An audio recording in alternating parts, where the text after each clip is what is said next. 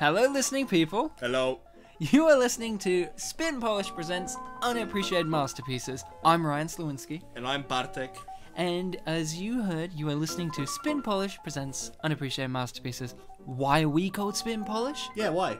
It's because we're always spitting, and we both happen to be Polish. Oh. Yes. I knew that. But what is the so-called unappreciated masterpieces that we present, Bartek? Yes, Ryan? What is this? What are unappreciated masterpieces? Yes, Ryan? I'll tell you. So, when we say unappreciated masterpieces, we really, really mean just that. Yeah, if you know the word unappreciated and masterpieces, you can kind of figure out what we do. It's like underappreciated, but unappreciated in the sense that it's a movie that doesn't have what it should have, rather than it doesn't have enough. Movies that, look, when you think of things like Forrest Gump and Pulp Fiction, you're like, oh yeah, masterpieces, great, I can watch them any day of the time. But those movies, they're appreciated. Unappreciated meaning movies that didn't get good reviews, are no longer loved, or just haven't really been talked about. Those are the movies that we look at here, and we make audio commentaries about them, and we discuss them in depth.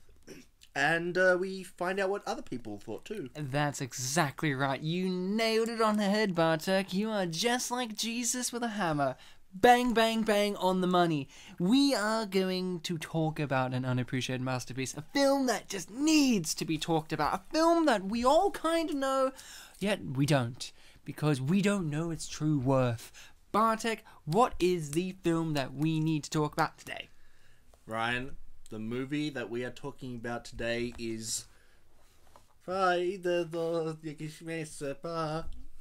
we're listening to a song?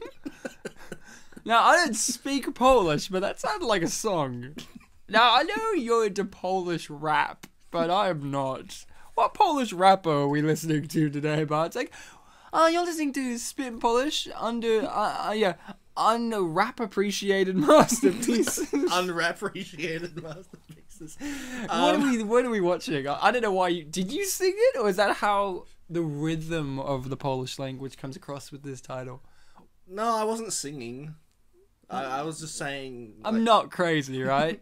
Audience, not only should you write reviews for us because it gives us significant boosts with reach, but please write on iTunes that was Bartek singing. I'm not crazy. In fact, I feel if I had the time and effort, I would remix what you just said in Polish into a rap song.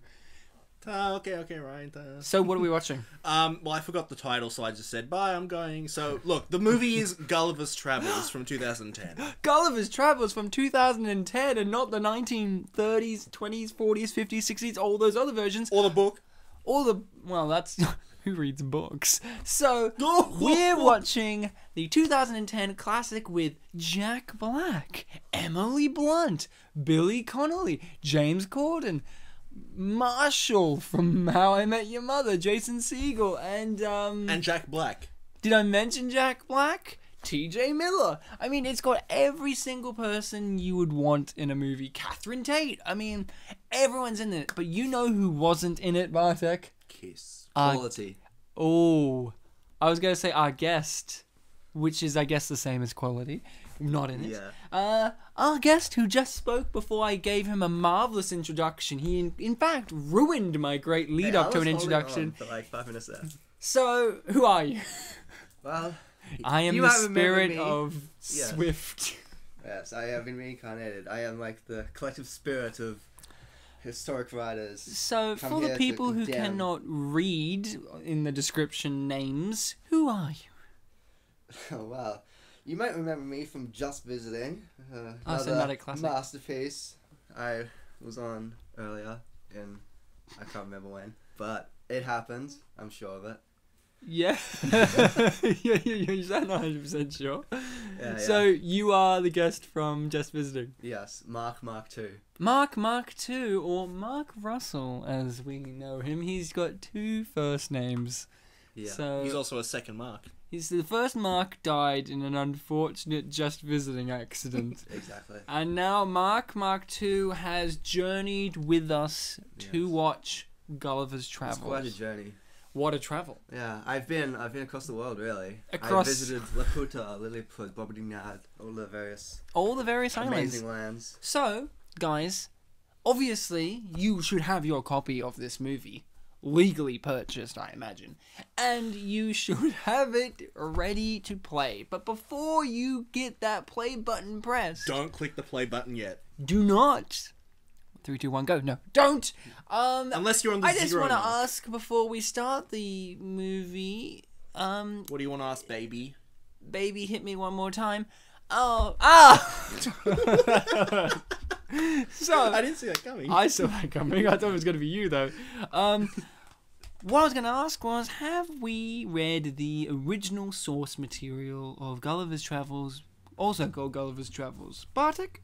Look, long story short, no. Okay, well, it's a long story.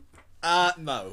I thought you were just going to be like, no. So, Do I look like Jerry Seinfeld? what's the deal with Gulliver? So, Mark, what about you? Have you read the source material before? Well, I haven't read it personally, but I do have a copy in front of me. Ah, so it's reading you. Yes. So Mark has I just like- never read it, huh? Yeah. I don't know about the pissing incident or, the quality of it. So I have, of course, have not read it. I take the stance in life that I leave books for the nerds. Oh. Books are old news. We live Right. in an age where why read a book when you can watch Vin Diesel Or Jack Black. or Jack Black? So Ryan, Jack Black shits on books. That's gonna be on the cover of Gulliver's Travels, the book. Jack Black. the book shit- adaptation of the movie. Yeah, You're reading this? What a dork. I shit on you. So Ryan, we did a 3-year drama course. How many books did you buy in that whole time? None. So, Well, since I started my course, I have bought about 100 books. and have you shit. read them? Yes. Ah, sad. So, guys, my advice is don't read the book, watch the movie instead. Yeah. For every movie that's based on a book, especially Gulliver's Travels. So get your copy of Gulliver's Travels prepared. The 2010 copy, of course, the one with the marvelous performance by Chris O'Dowd. So get it prepared, get it ready, because we're going to start this magnificent, beautiful piece of Shit. cinematic art in 3, 2, 1, play. Let's hit it. So we are now viewing the 20th Century Fox logo. Yes, 20th Century Fox do make movies. They make such What? cinematic classics as Gulliver's Travels. You see, you never really pay attention, but below it says a news corporation. Do you ever think, boys, that that Fox also makes The Simpsons Yes. and Yeah, Gulliver's I see. Travels? So at some point, there was the guys who wrote this movie. They walked past the writer's office of The Simpsons, and they were like, "Huh, we're doing a better job than those So the dorks." Simpsons rejects got sent on this movie. I don't know. I'm not a scientist, but I think they did. Well, look, Ryan, you can sit down in front of a TV and chances are you can just watch The Simpsons right there. But for this movie, you have to win the right to see an early screening of it. Oh yeah. So, what is our history with this movie, Bartek? Bartek will ask Ryan to say first. Well, my history with this movie was remembering it existed and watching it for this podcast. It was a movie that's been on the list from the very beginning. Why was it on the list from the very beginning? It was because of my housemate, Mark, who was the guest, telling me his history with the movie, and it immediately had to go on the list. And let's just jump straight into it. Mark, tell us your genuine, honest history with this movie. Well, back in the day, How? I saw it at cinema actually. Ooh. The worst money I ever spent. Worst money you ever spent. So how old were you at the time? I don't know. It was 6 years ago. How old are you now? Minus that by 6. And you'll figure it out pretty quick. 47. He's a writer, not a mathematician. Exactly. Can't- So, 6 yeah. years ago, younger Mark did not like this movie. No, In I fact, went you to see it. declared it as the worst thing you've ever seen. Well, you know, not just like the worst, but like the most disappointing. And Like, you were I had angered by it. Anticipation. I hadn't read the book at that point, but you know, I was familiar with the stories, and I'm like, oh, this might be cool. Of course, I wasn't familiar with Jack Black at that point. Ah, what happened with... You didn't watch School of Rock?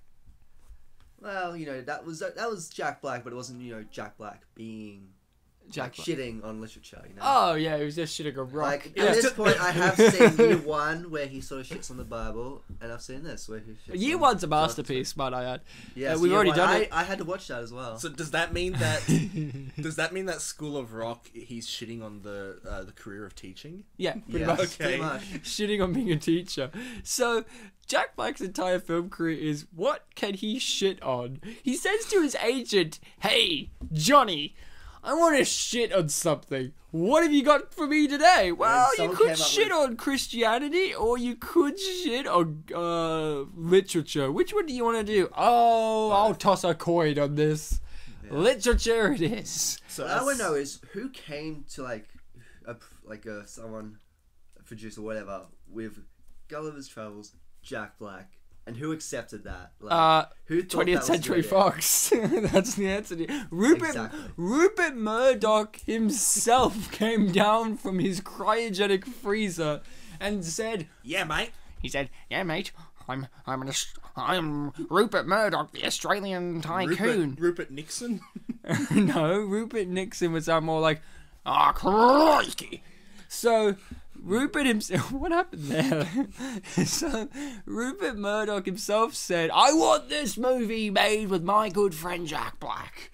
I imagine Jack Black's done a few favours for Rupert Murdoch over the years. He hit a few bodies. So, my history was hearing Mark's previous history with this movie, which was anger, annoyance, disappointment. But Mark's In that seen it order, again. And as we're going to find out during the course of this, it was an maybe event. Mark has changed, turned a new leaf, or maybe he's even worse. This may be a redemption story or a tragedy. We'll find both. out as redemption, tragedy. Meanwhile, Papa. Papa? This guy right here. I thought you didn't really want to talk about you. You were like, right, you go first. Well, because I thought yours was the most boring one, so we get it out of the way. Oh, fuck your mum. No, so with Sorry, Bartek's mum. So speaking of my mum and also my little brother, Big Dick 6969. 6 years ago, we saw this movie in the cinema together as a family because it's a family movie, and I walked out of it kind of similar to our attitude with Year One. Like, oh, it was okay. It wasn't like the greatest movie ever, but when I rewatched it again last night, I actually liked it a lot more. Like than I did in the cinema. Like there were a lot of parts that made me laugh. Well, that's a good thing about this.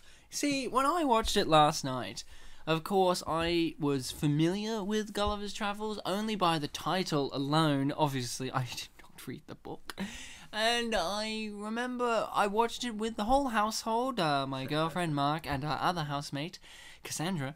And this is exactly the same experience as I had with Just Visiting, except for the difference was the film Just Visiting, which we've already done on the show, I had already seen multiple times. This movie, not so much, but the exact same experience was, after watching it, I could not remember a single element of the movie. And that's not the fault of the movie, as I said with Just Visiting. It's the fault with me, the viewer. I felt like I could have poured my heart into this film more, but that's why we're watching it now. The film, why I forget it was because the beautiful thing about the film is it's an experience in the moment. You're living in the moment with Jack Black in this movie as Jack Black in a mailroom. And Jack Black, just Jack Black. playing Jack Black. So no Gulliver anyway, just no, Jack it's Black. Gulliver. His name's, what's his first name? Lemuel. I think. Lemuel. Yeah, he looks like Lemuel. So So you say you don't remember. Do you remember what the this guy here sounded like his subordinate, I guess, who's now his boss. He sounded kind of like this. He sounded, kind of, more like, people are born every year. Yeah.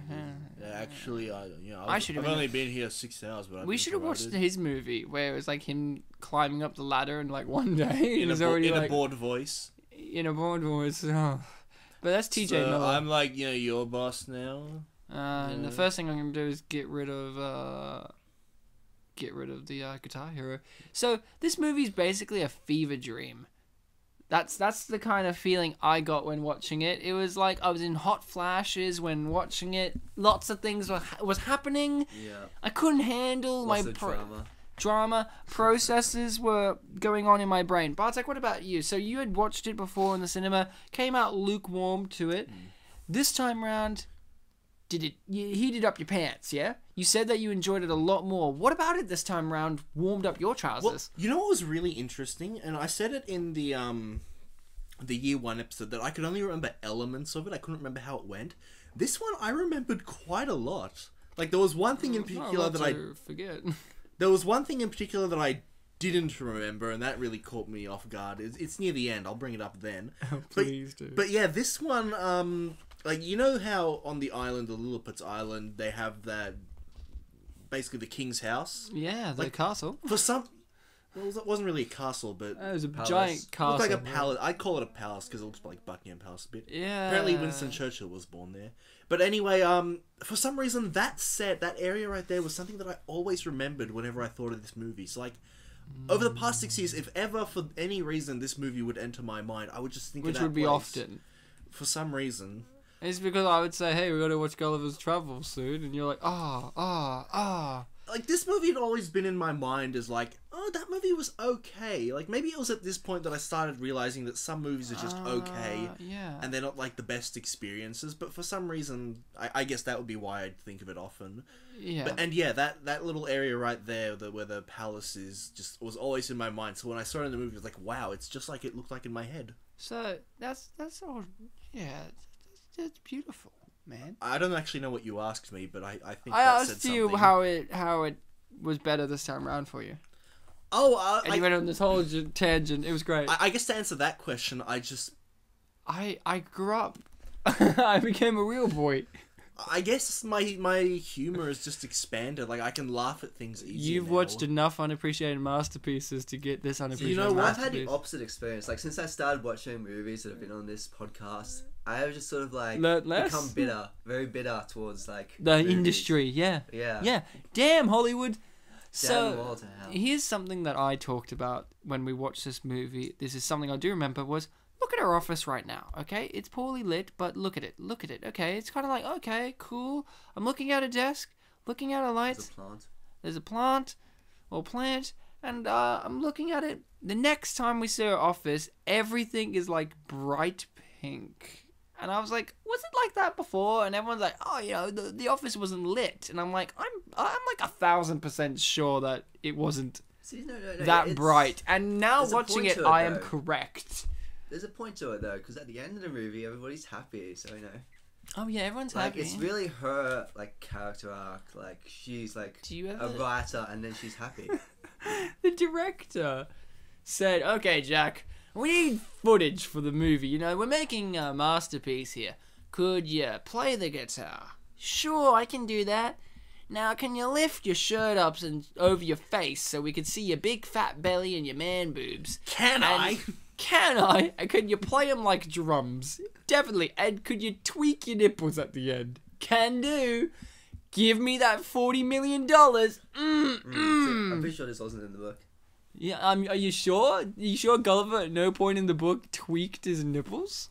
I don't think that. Well, you know, you don't know. You're not too sure. No, never. So look at her office now. It's like a nightmare. See, there's no plant on her desk. Oh, instead, there's just a huge one in the corner. Yeah. Maybe that one ate the other one. Look at those babushka dolls. The babushka dolls. So now we. That was a good comeback, Ryan. Fuck your mama. So I don't know why I keep saying that. Look at that mask. So look Look, Giraffe. object. Look, there's, Look, Jack Black selling his soul to the devil. Look, the devil. look, she's a travel something. Sometimes we're blocking it. So, fuck you. So, this movie is a very touching story. Of course, the story is about, about a man Named Lemuel. Lemuel. He's not even like Lemuel, I think. I'm pretty sure he only brings it up Emmanuel or once. something. Yeah. I mean, if you cast anyone else who looked even close to being called that, I would be like, oh, this movie would be not an unappreciated Let's masterpiece. not forget, in the book, Gulliver was not an idiot. He was a gentleman. Was he his was name a doctor, actually. Was his name Lemuel? Yes. Oh, well, they kept one thing from the book. Yes. 'Cause Actually, as- they kept two things. I was about to say, imagine that. hold it Hold in. on to that, yeah. Hold it Yeah. in. Yeah, Hold when, it in. When I think of Lemuel, I'm thinking like a cross between Millhouse and Shaggy or something. When I think Lemuel, I think of a Spanish conquistador. Conquistador, yeah. Yeah, who's plunging into South America looking for the fountain of youth and gold. And I imagine Jack Black playing that character. Oh, look, it's this guy who, for some reason, fun fact, it's the same guy from the movie The Tuxedo who plays Oh, the that Jamaican friend of Jackie Chan that you thought was going to be in the movie more. And he plays a guy with an accent in this that you thought was going to be in the movie more. It's an interesting characterization to play. But as I was saying, this movie is based on the book. And of course, the movie's plotline is different from the book. This is a loose adaptation. But it gets the spirit of it. Like, I know you just said he was a doctor in the book, but I'm sure that he carried around a pack of Coca-Cola. Yes, and a manual of making robots. Yeah, and a GPS system. But this movie is about a man who's trying to overcome his shyness and his ego at the same time. Oh, I can't believe that with Jack Black. I can. He's a mixture of shy and ego. He's super ego. Just and ego, yeah. He's dictionary definition of humble. Let me finish, guys. Jesus Christ. Or the audience will just be sitting here going, what's the movie about? Because Ooh, I foreshadowing, don't we think just they're missed going it. to watch it with us, but you should. You're saying it wrong, Ryan. You have to say, shut the fuck up and let me speak. Oh, shut up! So, as I was saying, this I don't movie believe is that's about your a word. man. This movie is about a man who's trying to win his woman's heart by traveling to the Bermuda Triangle to write about That's completely it. wrong. I don't Lilliput know was what not in Bermuda. So wait, what is he trying to do? So he's trying to write an article about Bermuda and how great it is. Like it's just a review or travel. Oh, guide? what he's got. Okay. Like, sorry. what's he trying to do? Okay, so he's a travel guy. Well, I don't get me wrong. I understand the concept of what he's trying to do, but I don't actually understand what he is trying to do because he doesn't know either. Like, I- what the I don't task think is, Jack that's what Black you're knew what he asking. was doing when he made this movie. Yeah, thank you, Mark. So what's his plan? So he's going to go to the Bermuda and what? What's he going to do? Make observations, Look write at about it, water. talk Why about his can't he just experience. make that up? Because everything's been, like, organized. I guess. And you And, get like, if he doesn't turn up, then Jamaican guy will have a big role in this movie. Like, he did not come in and be... it'll be about the Jamaican guy's adventures. it'd be a huge court case of, like, well, did he actually turn up or not? Are you telling the truth? I like how we got an advertisement for Guitar Hero. Great game. Oh yeah, Jack Black pulling that face. Oh, someone paid him for that. Which is the best part. Can you imagine just, like, waking up, like, your mind's completely out of it, and just that happens immediately? I would shit my pants, but since You, I was you in did this the seat, opposite, Ryan. I You didn't sleep at all. did. Oh, don't even get me started. This movie. So, Jack Black is going to now make the plot happen. So he's trying to win his girl by going to the Bermuda, right? But of course, the Bermuda Triangle is known for mysterious events, disappearances, Yeah. deaths. See, if it's Variance- known for that, though, I don't understand why more people haven't landed in Lilliput. Like, Well, two people no. land there in the course of this movie. No, but we'll get to that because they don't always land in Lilliput, do they? They land in the island where we shall not go. Bob Dingnad. Oh, but they don't say that in the movie. Because nobody made this movie actually read the book. Calm down. They made it You better. never read the book according to you at the start of this. It sounds like you've read it in the course of us talking. So let me get this straight. Classmate, no. So we are now watching Jack Black get sucked up into a whirlpool that's backwards. I like it when Jack Black gets sucked up into things. Okay, how far into the movie are we now? We are approximately 16 minutes into the movie. Well, this point was at page 3 of the book. So. Well, movies are different. Books can just leap straight in. Did it talk about how he got demoted at the newsroom? Oh, sorry, the mail room. Yeah, that's actually in there, yeah. That's the first sentence, yeah. Yeah, I got demoted. So, no. So, Jack Black's whole storyline is he goes to this magical land of Victorian England and mixed with Americans, Irish, and the English. So UK, basically. Yeah, the UK with the Americans. Americans. And then there's France off to the north. But they're the Spanish, aren't they? The enemies. But he's gone to this land and he becomes like a revered hero amongst them through lies, and the movie happens then, and everything else proceeds. So that's kind of like the basic setup. It's pretty interesting setup for a story. Yeah. Obviously, the book went there, but this movie went there in a different direction, saying Jack Black. Now, Bartek, when you watched this the second time round for this, you said you did remember a great deal. Mm-hmm. Did you remember this quintessential scene that's about to happen here? Some might call it cinematic art. Some might call it profanity, sin. I call it genius. Are you talking about the bum bum? Yeah. This guy right here, I'm pretty sure he is credited as Butt Crack Man. Yeah, he's dead. I love and. I sort of remembered it. I didn't remember how it looked, and that looked. Okay, no joke. I actually thought at a point in the movie, Jack Black was going to have a shower or something, and the guy would just fall out of his butt crack, and he's like, "Oh my god." And he's psychologically wounded for the rest of the movie, and he would help turn against the kingdom. But that was just me. So, remember the butt crack? Is that in the book? Him swallowing up a tiny man with his butt? Oh yeah, that's right here. It is? No, wait, no, it's not. Oh. Is Kiss in the book? His kiss in the book that was written in the 1700s. Oh yeah, Jonathan Swift. He was a time traveler. So yeah, Empire Strikes Back. There's a bit of Empire Strikes Back in. There's a lot of Empire Strikes Back. So it relies a lot on other films. I want to give just like the book.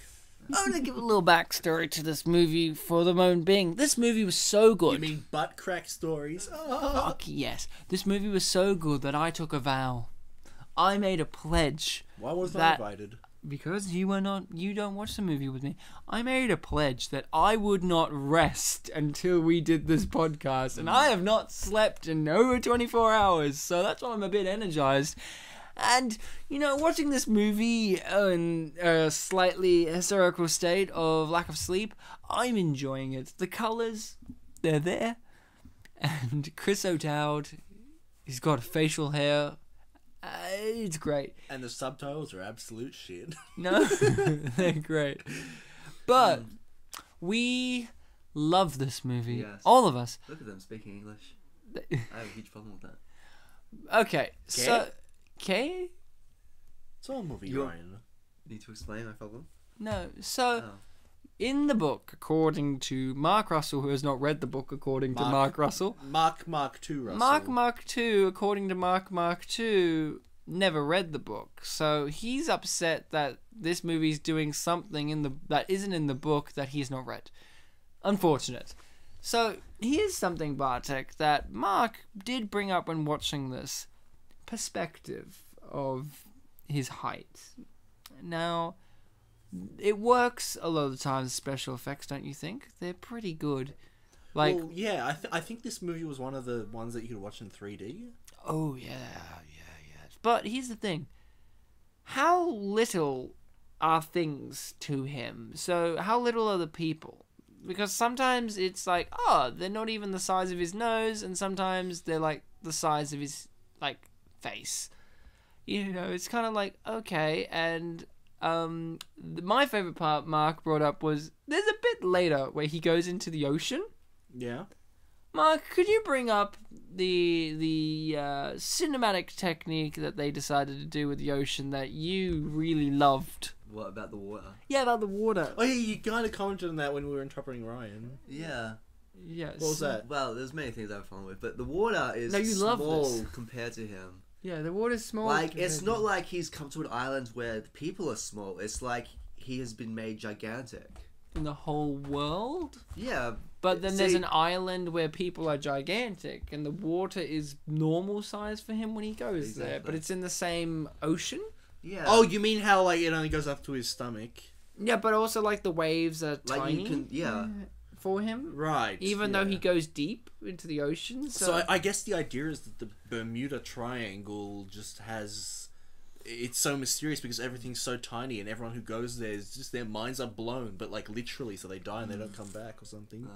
But he's like a simple guy, so his mind doesn't get blown. I actually thought in this world they imprisoned people who were tall, and that's why Jason Segel was in the jail cell, because he's like, before you came, I was the tallest guy in Lilliput. It's like, did they just imprison the tall? I love. Is it like this heresy thing where it's like, I thought, okay, I really did think, and no, it's not bad that it didn't go this way, but I really did genuinely think that this movie was going to be about like kind of like racial intolerance in ways of like signifying in this way of height differences. So like this society is very prejudiced against the tall. I thought it was going to be something like that. Of course you'd think that, Ryan. You know what's great? The book was actually more ridiculous. Really? Yeah, in the book, the main conflict between Lilliput and Balthusar is which end you break the egg on. Oh, so And there was a point to it though. It's just did sort they of do pointing this out in how the book ridiculous where they politics used is. him to crop food only once? No. So hold on, which side was Lilliput on? Oh, I don't know. There was small Indians and big Indians. I can't remember which was which. Because I kind of like, if I don't have a spoon, I kind of like the bottom end. But if I do have a spoon, heresy. if I do have a spoon, I might go for the like top or side first. I really enjoyed the sequence in which she's like, "Oh no, don't kidnap me," and he's like, "I'm going to kidnap you," and then they kidnap her, and it's just like saying what's gonna happen. It's kind of like, okay, so this is the universe, is it? Like, but it's only for that instance. Although hold on, the what are they called? Belfusians? Yeah. They were just the way they were dressed just there, like in all that spy gear. That doesn't really come back, does it? They become more like See, I don't nautical understand what fighters. technological like era these people are supposed to be in. Different. That's Like- What do you mean these people? This is real Well, life. you- Didn't you these watch people. Guess Who? That's a bad thing to say. So Emily Blunt is in this movie, and this family is very unique, the royal family. The dad is Scottish, and the daughter is American, and they all are somehow English. It is... I don't know why they speak English, really. 'Cause- Oh, get over it. Okay. It's a Jack Black movie. It is better than the book, and I haven't even read the book. That's how good this movie is. You don't need to read the book. Wait, hold on. What language do they speak in year one? They speak English. English. Oh. I don't think Jack Black realizes there are other languages. Are you upset that Jack Black doesn't speak another language in every movie? Like in each movie, you're like, damn, he speaks English in this one. Ugh. All of that. He had such a little cameo in Anchorman. He could have just said something in another language, and that would have been it, and that would have been fine. Whoa, he's big. Yeah, and Just like Ryan. I'm a big dude. So, crushed, dead. All of them are dead. Well, at least he dropped them in, water So- instead of the concrete or whatever the ground is. Bartek, Yeah.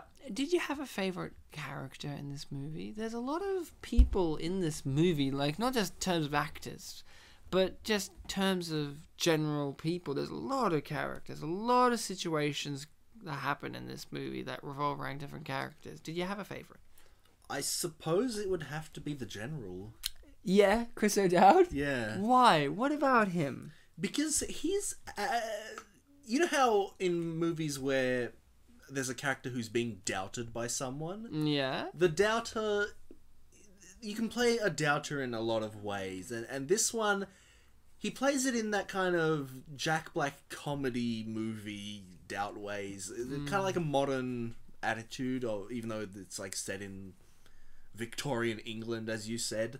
he's got this whole like, nope, sorry, no, this isn't it. Instead of like, this is preposterous.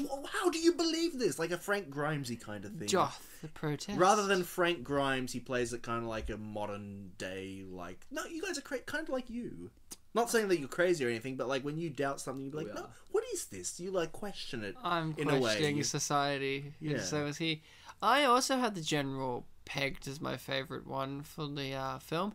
Why, you ask?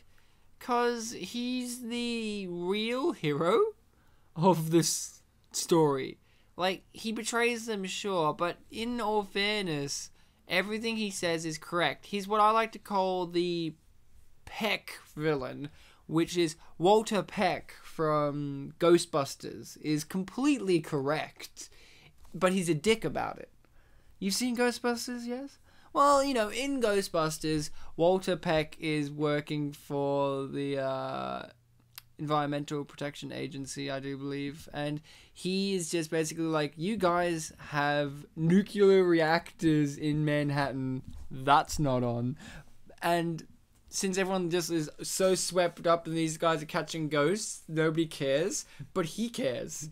And everyone just vilifies him for doing his job. I think I have heard this, And he's a dick about it, though. And that's kind of what the general is, or vice general, is in this. He is completely right to question a beast, a million-foot-tall man. His logic is right. His logic is right, but he's a dick about it. And he goes kind of beyond dick by like Well, later in all on, fairness, he's different to Walter Peck. Walter Peck, you know, he's a dick about it, but he's just like a public official.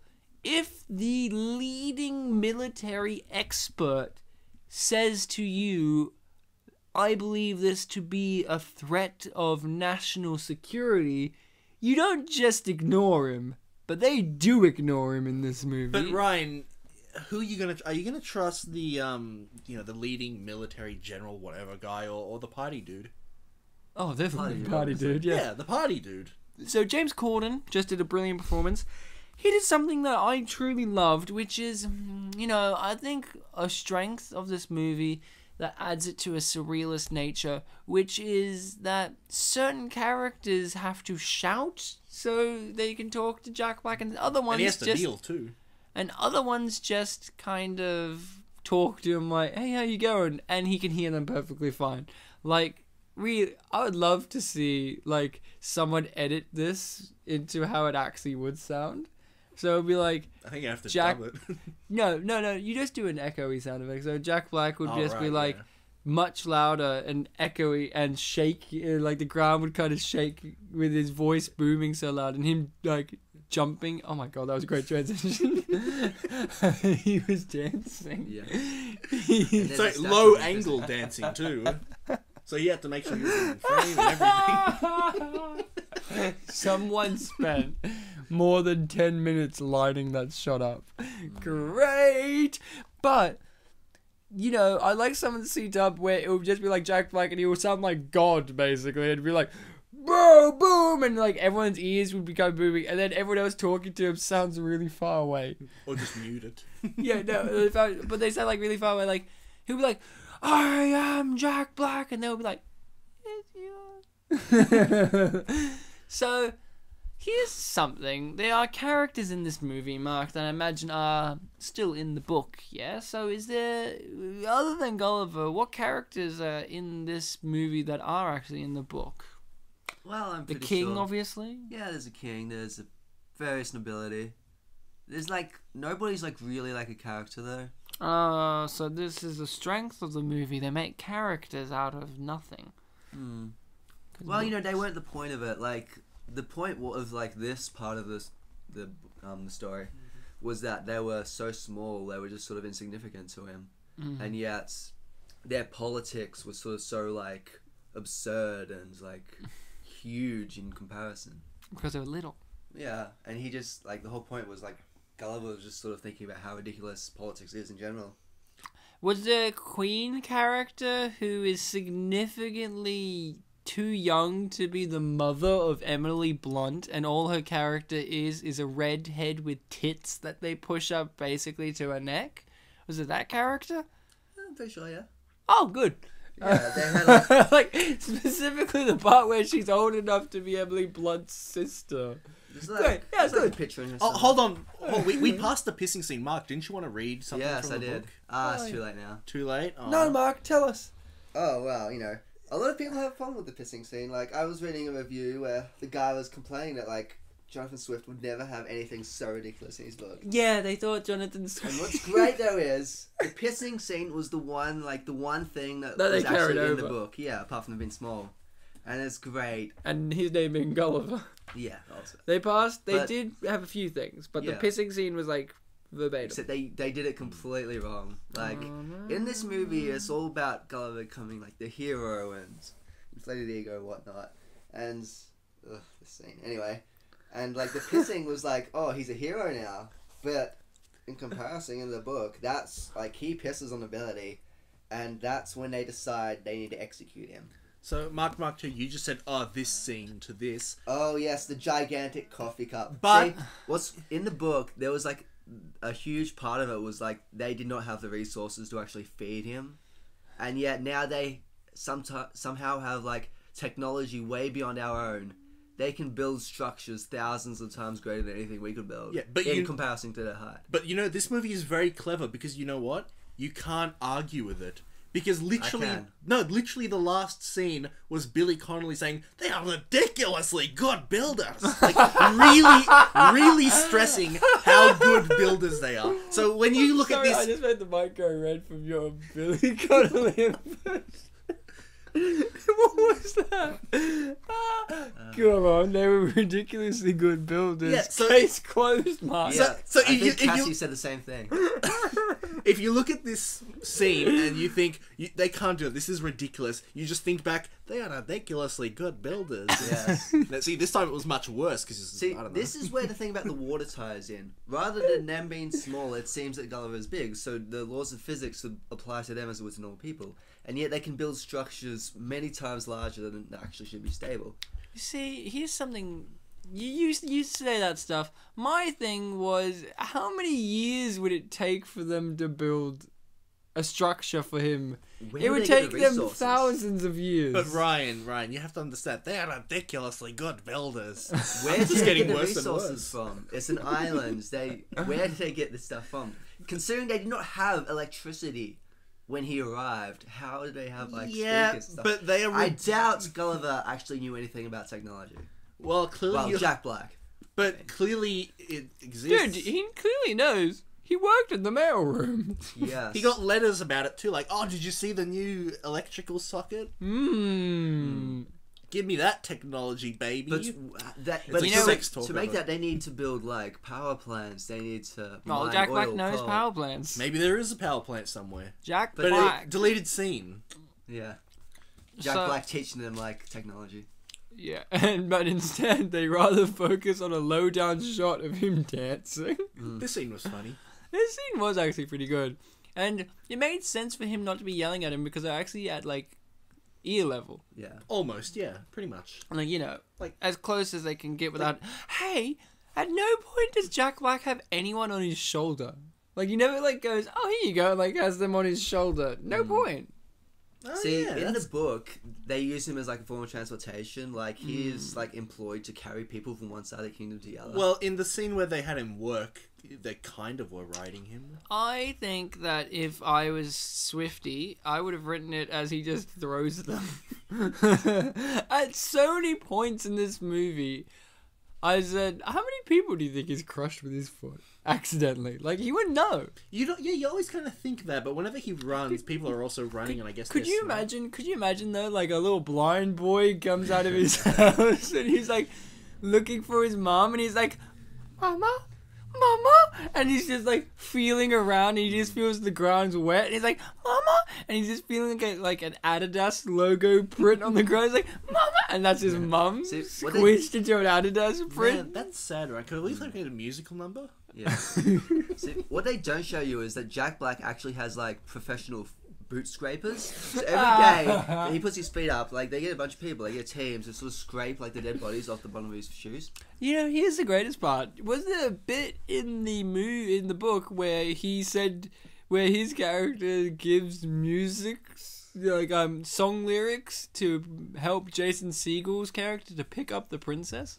Oh yeah, Jason Segel, he was in this book. Ryan, Mark just said a thing about, shoe scraping. Don't you remember improvisation? You have to do yes and. Oh, yes, yeah, go on. Yeah, they give shoe scrapers yes and they don't. That doesn't happen. And there you go, improvisation 101. If Liam was here, he would be proud. So, this is a Jack Black movie with a script.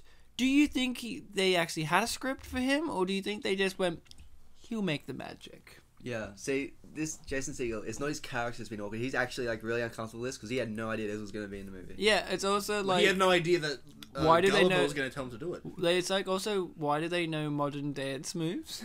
Yeah. Why did they know English, for one thing? Well... Oh, get over it. Well, I think the idea is that he doesn't know dance moves, so he's just randomly moving, and it just happens to look like lame white person dancing. But don't they have their own dancing? Well, like I said, maybe he doesn't know because he's just a commoner They're or whatever. dum-dums. He's a commoner. See, what I don't get is they don't really seem to have any sort of music or fiction or anything that sort of makes them a culture. Excuse me. It's aesthetic. They have their annual courting time, which spans from day to night. This is my favourite scene. It is. Like, you don't have to be silent and disbelieved. It is my favourite scene. No, we're going to watch it. Well, the subtitles are off, so you can't enjoy it. Not for sale. Clever name. So, why is this your favourite scene? Is because Chris O'Dowd is the best actor in the whole movie. Because this is something I forgot. So he came in and it's like courting. So like, oh, okay, how's it going to go? And it's literally him listing things. And one of my favourite lines in this is he's like, "You've been sewing," or something like that. And she's like, oh yes, embroidery actually. This right here. He goes, "You've been sewing." It's like, "Yes, embroidery. It's my grandmother's." And he just goes, "Ah." Like, that was just, you know what? Chris O'Dowd is clearly the best one in this. He outsells Jack Black. What are you doing? I thought there was more chocolate, but No, there wasn't. I can regurgitate it into your mouth. I gave you a chance. Oh, well, yeah, I know. So, in this, Chris O'Dowd plays this insane general who, why does he even want Emily Blunt? Is it because she's the princess? She's so boring. See, that's an interesting thing. Movie. Because he doesn't love her, but he keeps talking about how this is the way it should be. Well, it's the social etiquette thing, arranged marriages, classism. So, yeah, his fault, because this is a 2009 movie, is that 2010. 2010, I'm sorry, I was thinking of year one. His fault here is that he's loyal? Super loyal? Not really. Well, he betrays them later, but, like, he's very much following the rules. He's loyal to the way of life, which lawful evil, should we say? Yeah, he's lawful evil. He's very loyal to the way of life. He wants to maintain the Lilliput standards of being, and they're all changing because Jack Black single-handedly changed their society into his kind of dream world. And he's the only one that has a problem with this. Oh, the rubber ducky survived. I missed that yesterday. And so did the phone. And they even comment how strong it is. Yeah, and the thing that I noticed was these iPhones, their battery isn't like lasting a week, right? Yeah, of course. It was 2010. It was a different time. Yeah, well, to be fair, when you look at the screen later on, the battery in the top right corner is like in the red. Oh no, like his shirt. Here's something. Sorry, 'cause I mentioned that the subtitles are off, and when he was listening to the phone, obviously listening to the voicemail, the subtitle said, "I'm in love with Horatio." Who isn't? Yeah. So Jack Black, I've discussed this with year one, but do we like him? Yeah. Yeah, I think he's great. Right, well, he hasn't seen... Jack Black is my favourite actor. He hasn't seen School of Rock where he shits on teaching. I have. Oh, you have? Yes. Oh. You have seen School of Rock where he shits on teaching, but you didn't see it back then. You were yet to have witnessed. School of I Rock. see. I'm sorry. This is my first Well, have you seen him shit on pandas? Yes. It's Chorus and pandas. Yeah, I was really surprised that they would let him do that in School of Rock. So It was a weird scene where he shit on the pandas. So does that mean that his cameo in Anchorman was him shitting on bikers or What was he biker in culture? What was he in Anchorman? He was one of like the news reporters. No, he was No, a no, bike, he was a- motorbike guy. Yeah. He was in like one scene. And he kills the dog. He kicks the dog off the bridge. So here's the thing that really confused me. Yeah, I know that he's slowly influencing their way of life, but at no point has he influenced their way of life at this point for her to wear pants. She's a princess. You know what I mean? Am I crazy? I was like, wait, why is she wearing trousers? Like, she's wearing a dress, but underneath it, she's like wearing stockings or leggings or trousers. And I'm like, ooh, that's very... This culture is Victorian England, but like bordering on steampunk. One of my favorite trivia facts is that Emily Blunt, who plays this character, and she's a very great actress. People know her from Edge of Tomorrow, Sicario. She's an actress, Snow White and the Huntsman. She's an actress who is very much respected because she doesn't play your typical women roles. She plays very strong women roles, and not just strong as in like, oh, but like she could beat you in a fight, and she's not physically intimidating either, like looking at her in this film and others, but she has the sheer determination and Confidence, you'd say? confidence and determination in the character to play someone who would be like on the borderline of Mexico looking for the drug cartel in Sicario, or Edge of Tomorrow, she's a military woman. And she said that Gulliver's Travels she looks fondly on because it's probably the most girly role she's ever played in her career. Yeah, I think that was the first. Because she's playing a princess. So, Chris O'Dowd. You know what I love about this? This scene is funny. This scene where Billy Connolly, you know your Billy Connolly, where he's just like inside castle voice? That got us. It's just a Mia scene. Yes, it is. Ugh. See, I hate they're commenting on the fact that they're not supposed to be speaking English. They're doing it for you, Mark. Yes. Why must we speak with all these I went Fs? back in time and influenced like the writers to just put the scene in. So, Ryan, is this the best Billy Connolly performance ever?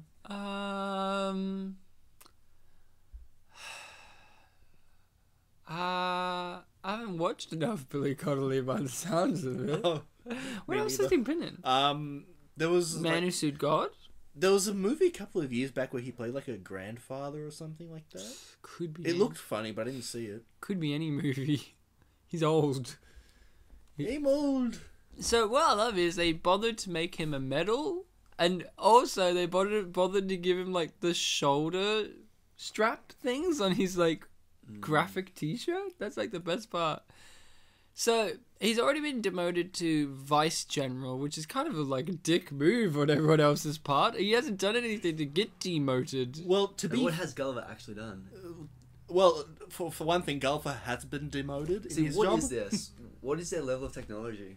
It is steampunk. We've already established this. My favorite thing is they're just constantly waiting. They're just like, okay, I want to know their movie where they're just sitting there waiting for a giant. Mark, do they have their own movie in the book? Yeah, do they have a story? Yeah. They mentioned sort of like how the Valthusians have like they've got like cameras. They're just sort of like they're Hollywood pretty much. Oh, really? Yeah. They just- Hollywood. yeah. They're like their whole culture is just like making movies. Really? Oh, Yeah. cool. Oh, wow.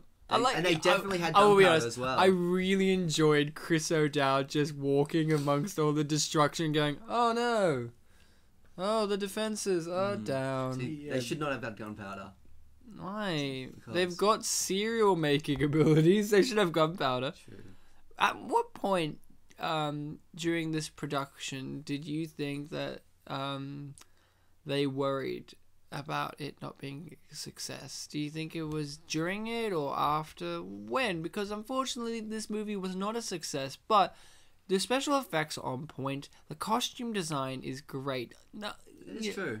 the costume design is pretty Yeah, great. The movie looks good. I'll give it that. It does look good. It's shot well. It's directed well. I suppose if it's going to be in 3D, it has to look good at least. Yeah, it's in 3D. What I think is they had the movie, they had it all done, and then it's just like, oh, the actor who are going to play Gulliver can't do it. So it's like, and then Jack Black just walks in the door. So you're saying they did the whole movie, So- but they just reinserted the actor with Jack Black? Exactly. So does that mean that it's a pre-production or post-production realization? Post. Okay. We'll fix it. Why did he take his... I love... He's going into water, Ryan, you stupid. Oh, I'm sorry.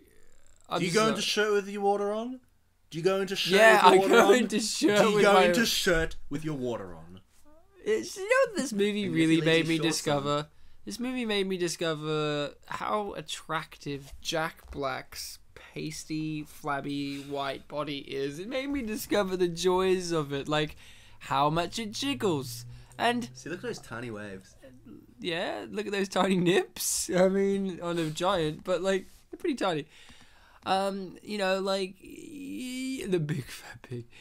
You know, the thing about this is they said, okay, Jack, take your shirt off. In this scene, you're going to be shot with 1,000,000 cannonballs. But since you're fat, really, with these actors who play fat roles, like, you know, Jack plays a fat character, like, how much does it bruise their self-esteem to kind of be degraded in this fashion? Do you ever think about that? I do, but like I've also heard that apparently, like when movies try to cast ugly characters, there are apparently a lot of people going for those roles. So I'm just thinking, like, I guess there would just be a lot of people who would be okay with the fact that they're fat or... Yeah, but like sometimes with Jack Black, he plays characters that don't even need to be fat, and they just somehow incorporate fat jokes or fat situations Like for this him movie. to do. Like honestly, he's not even like that fat on the grand scheme of things. But No, not in the grand He's definitely scheme. got a lot of flab going on. He's just a tubby guy. Slow Yeah. motion.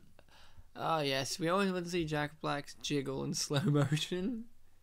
Look at that! Oh, the nips, and he's and then boom, and that's how you do it. So, Mark, did you have a favorite character in this movie? Oh, okay. We didn't get to you. We all agreed the general, but let's hear you. I didn't agree. Bartek and I agreed. 2 out of 3. His favorite character was the water. Yeah. His favorite character was Darcy, I guess. I don't know. Which one's Darcy? The love interest who Yeah. appears eventually, Oh, very suddenly. yeah. Okay. When I thought the liked- movie was over, yeah. I like the king. The king, Yeah. Bartek. Yeah. Could you do your accent again? Your impersonation. Originally, I didn't like the king. It was just because Bartek did his impersonation. Yeah, It's Bartek like, did such a spot-on impersonation that it just makes us love the king. Come on, Bartek. Oh, you're bruised, Jack. Oh no. What? That's not the king. I know, but like I think every time I've done it after that first one, I feel like it's getting worse. So I should probably No, just it's like getting default. better. It's Is getting it? better. Yeah. You're not Okay. leaving this room until you do it. Okay. Oh, Jack, you're really bruised. Okay, no, that was a bit Irish, wasn't it? No, that was Scottish. Oh, go, kick the soccer ball. What was that? That was like Russian. Kick the soccer ball. You were like, yes, kick the soccer ball. I mean, what is happening? So, I actually really like the fact that he's kind of using his knowledge of 21st century America to create his 21st century America. You know what I mean? Like, here's the This thing. scene. They're marching on him, right? Cannonballs barely made an impact on him. What do you think marching is going to do? There are a lot of them. But here's the thing. They throw a sword at his foot, and that really hurt him. Oh yeah, that nearly brought him down. Really. That really did. Except like it would not have gone through his shoe. Like it just sticking the barest amount into his shoe. Here's like, at the point in His the shoes are movie very where I sensitive. think everyone agrees this is what ruined the movie. Jack Black's haircut. Mm. Oh, it's so bad. He looks like a midget with that haircut. What? I don't know what it was about that. Wait. Are you saying that midgets have certain haircuts? No. What does Sorry, that that's not what I meant. mean? I I meant agree with that. What? Wait. No. Wait. I made a mistake. He agrees with that. Wait, really? My mistake. No, I meant like he's dressed like this. The way he's dressed and the way his hair is, but also those shorts. It just even though it was Yes, a low the angle, shorts. he just looks really short for some reason. Because Like that- before, you could buy it because he had more loose clothing. But it's the hair that did it. Yeah. Well, that's He has the haircut of a midget. As soon as you get that hairstyle, you become a dwarf. I mean, if you know, that's the problem. There is no such thing as dwarfism. It's really just a hairstyle. Did you think that the well? What do you think the cut in haircut means? Oh, you cut off You've your leg. got long hair, Ryan. As we've established, you're a tall. The thing. longer the hair, the taller the man. No, that's why. That's why girls are so Wait, tall. does that mean bald people are microscopic? Oh yeah, freaking Shit, they're dead. Michael Jordan, short as. He's shorter than my mum. Is Michael Jordan bald? I don't want to get that wrong. Yes. Michael Jordan, short as. Not Michael Jackson. Short as Ryan is tall. So, yeah, this is. I think we can all agree this is what really killed the movie. Not any post-production problems, but the haircut. As soon as the haircut happened, everyone just left. That's a production problem. Yeah, but not post-production. I know, that's why I said it's a production problem. Yeah, the production problem of the hairstyle. If I was the hairdresser of that, I would be ashamed. Hairdresser of that hair? I would hang myself from the hair that I cut of Jack Black and It's just the best they make can a do. rope. They're like 2 inches tall. They couldn't really do better, really. Yeah. You should get that haircut like mine. Okay, that was more Irish. Now I'm getting What the worse. fuck was that? I was trying to surprise you with another Billy Connolly, but I got it wrong. Billy Connolly's spinning in his soon-to-be grave. Billy Connolly's never gonna die. Yeah. He made a documentary called Fuck. No, well that means it was good then, right? Apparently, it has the most uses of the word fuck in all of cinema. Great. Fuck. No, we're not cinema. Fuck. So, Kiss exists in this universe? Well, Like people in dressed the and acting and can Lilliput- sing exactly like them, I guess. Wouldn't it be great if it was actually Kiss? I was about to think that, yeah. Like, it would be beyond the realms of their possibilities. So, everything's changed. Look at her. She's wearing... You know what I think? I think, really, Emily Blunt just was like, I'm just going to wear my own clothes, and they just had to write the plot around that. To be fair... How would that be? To be fair, there are some people later on wearing more casual clothes in the city scene. Oh yeah, there's a point where like every person just started wearing like modern Western. There was I think I remember Jack distinctly. There was a person dressed exactly like Jack Black was. You know, red shirt, the black jacket and shorts. Yeah, he's a god to them. He's my god. I pray to him each and every night. He's a general to them, Ryan, not a god. He's a general. Not a god. So Ryan, What's a king? What's a god to a king? You know, like what?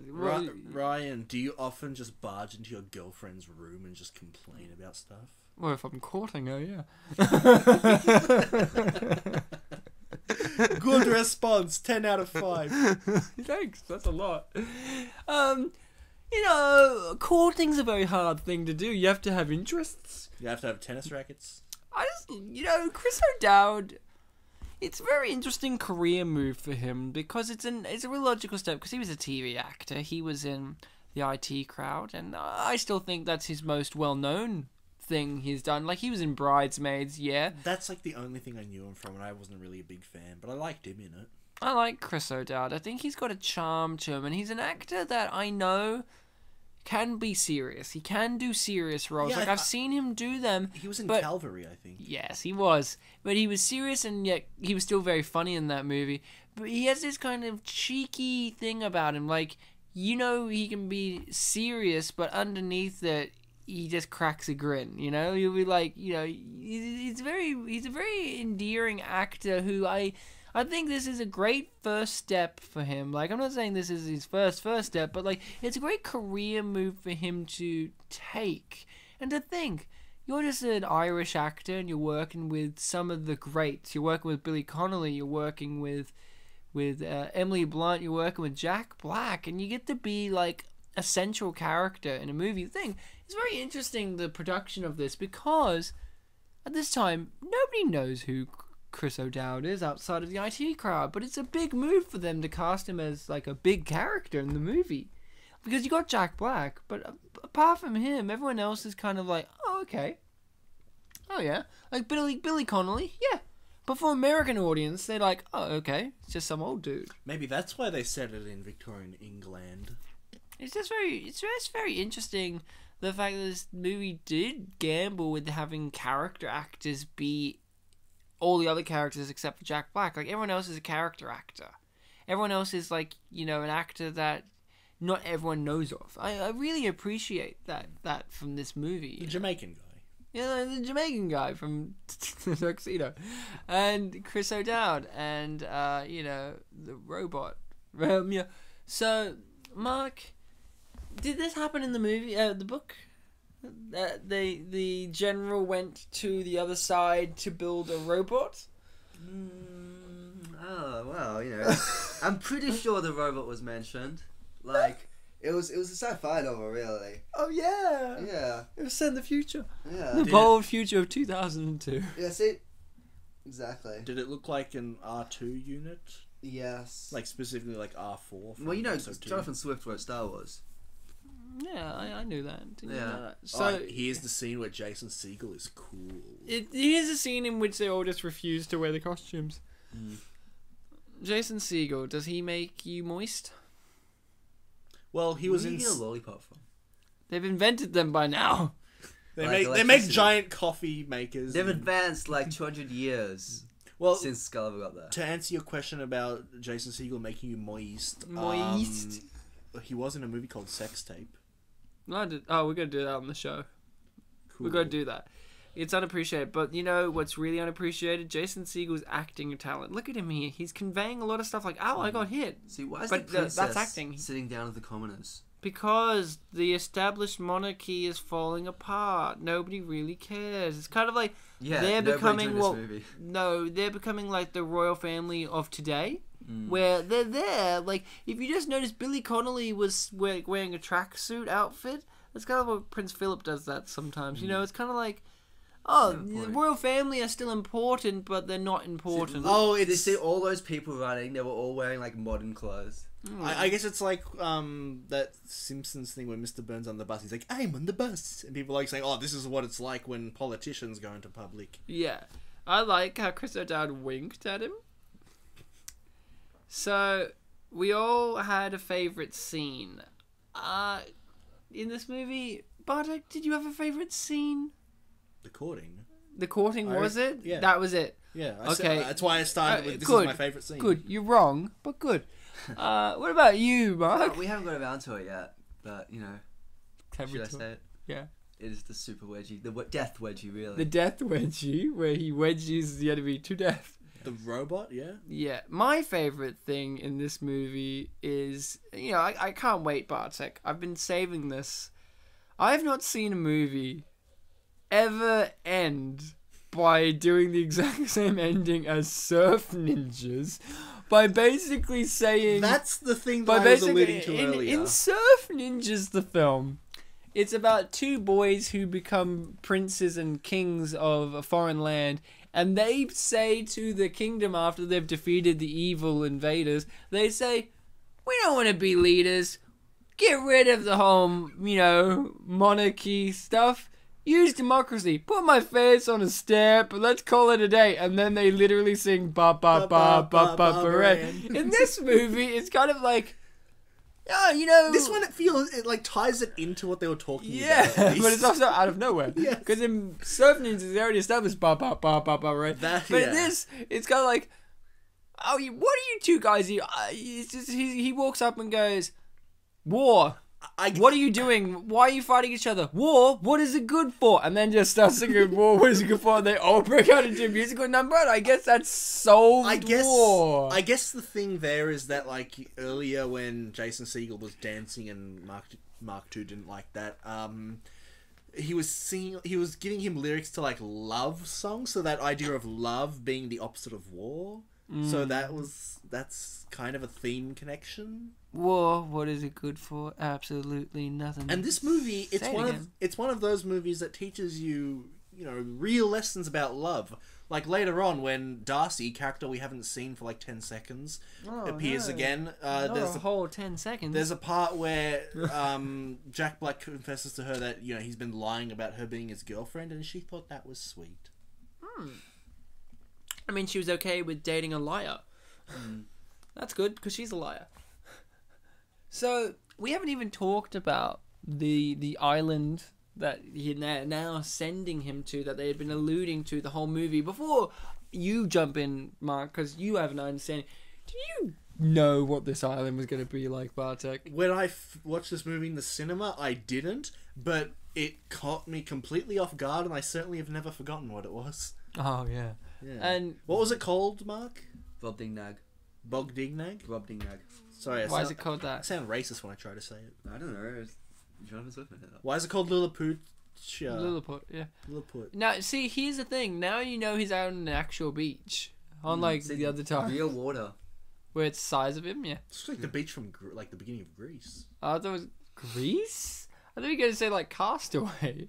Or something. The beginning of Castaway, that was in Russia. I know that, but, like, there's in Castaway. So, spoiler alert, he's on an island of giants. Baby heads. Here's the thing. When the other Lilliput people come in there... And one of them does? Yeah, how the hell did he get all the way up there? Like, that would have taken him years, that journey. No, but not only that, but like they like, ooh, it's scary up there. It's like, well, how often would they get killed because they're like the size of ants? It's okay. Yeah. It's okay, though, because they know some ridiculously good builders. Here's the thing. This was the scariest part in the movie. In our household, we watched it as a household.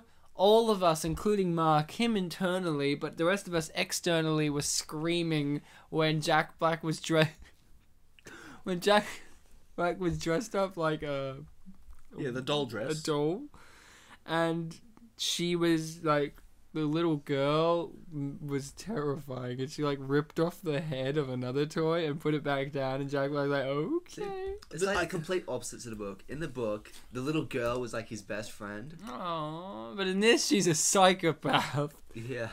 I guess that little girl doesn't like liars then? Hey, here's a question I really asked when I watched this, and I don't think I got an answer to it, really. Not a satisfying one. How does time work in this world, right? So, the little girl has a dollhouse, and she has a World War II pilot in her dollhouse, but she is like 4 years old. Give her 6 at least. Fine. How does time work? 5. Yeah, okay, but how Final offer. how does time work, right? Because he's already a skeleton too, so this is 2010, 1940s. So, like, 70 years or so, whatever has passed.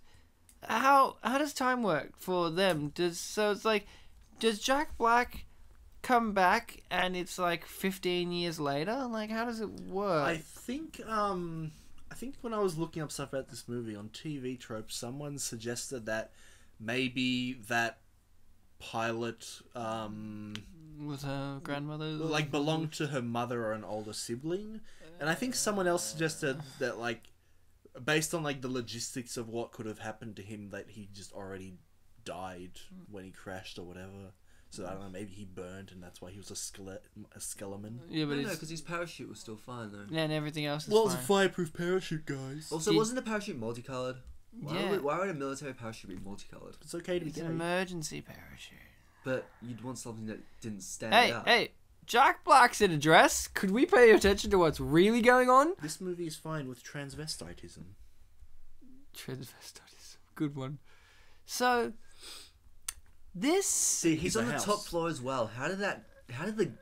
Don't worry, we'll get to it in a minute. No, get to it now. How did he possibly get upstairs? Like, He jumped. say he's like an ant compared to like this house. Like, Oh my god, I thought you were circumcising him. But so your main question is time, like traveling and time. Not like time travel, but the time it takes to travel from point A to point B for Yeah. them. Because if you're littler, you go faster. Maybe- that's no, the because they rules. haven't established that as like a law of the physics in this world. Like, Maybe logically, that's the house they built would not be able to stand up, and Gulliver like would not be able to stand up under his own weight. Maybe there's a mutant in Lilliput who's got like Superman's flying ability, but nothing else. So like he just used that, and like on the way, and he didn't. Wait. Bartek said a lot of crazy shit on this episode, such as that haircut makes Jack Black look like a midget. You agreed, but when he said there might be some kind of mutant with like Superman's flying abilities, that's when you said, "Wait, what?" That's when Mark II Russell draws the line in the sand and went, "Don't bring Superman into this. Yeah. Sure, use the term midget and say that if you have a certain haircut, you look like a dwarf, but don't bring Superman into this. Don't you dare. He's my OG. Superman is sacred. Is he? Yeah, I guess he's like Jesus. Yeah. Hey, here's something I found very interesting. I thought they were going to go on a religious angle on this as well, by them actually making churches and groups dedicated to worshipping Gulliver, but that never happened. Do you think that would have added some greater context? Yeah, it would have been interesting. And how would Gulliver have treated the people as a god? See, it was overnight. It took him like a night to get there. It took me a night to watch it, so I guess... Superman with just his flying abilities. Look, is the like house that. itself is like 10 times his size. The island should be like thousands of times larger than him. Dude, he obviously rode a butterfly. Clearly, Possibly, with Superman's heat-seeking abilities. No, with Superman's hair. Right. So you couldn't recognize it as a You butterfly. know what's one of my favorite things about Superman? Is Nothing. in Superman 4, the worst one. Is that the one called Quest for Peace? Yeah, Superman Quest for Peace. They have like a strand of Superman's hair which is invincible, and it's like tied to a weight, like 1,000-ton weight or whatever. And Lex Luthor literally walks in, smashes the glass, the alarm goes off, and he just grabs a pair of bolt cutters and cuts the piece of hair and takes it. I'm just randomly thinking of that. See, Gulliver's Travels is a really great film. Best film ever made, guys! You know why? Because it makes you think of many other things, whilst also making you engaged in this storyline, like Bartek's thinking about Superman. That's good, because I watched Batman vs. Superman, and it didn't make me think of Superman. It made me think of rage. This movie makes me feel lots of things. Joy, sadness, anger, frustration, horny, everything is there. I mean, did you not see the Queen's tits? It gave me all those emotions. It was great. Okay, be honest. Was I the only one who thought that he was going to take the sunglasses so he could look cool? No, I literally thought the same I'm surprised thing. he didn't take sunglasses. Like, we didn't really... Like, he was there, but we didn't really get that he had a parachute. Yeah, but you assume because he's a pilot, See, right? why a multicolored? Because he's Italian. That's a good point, but still.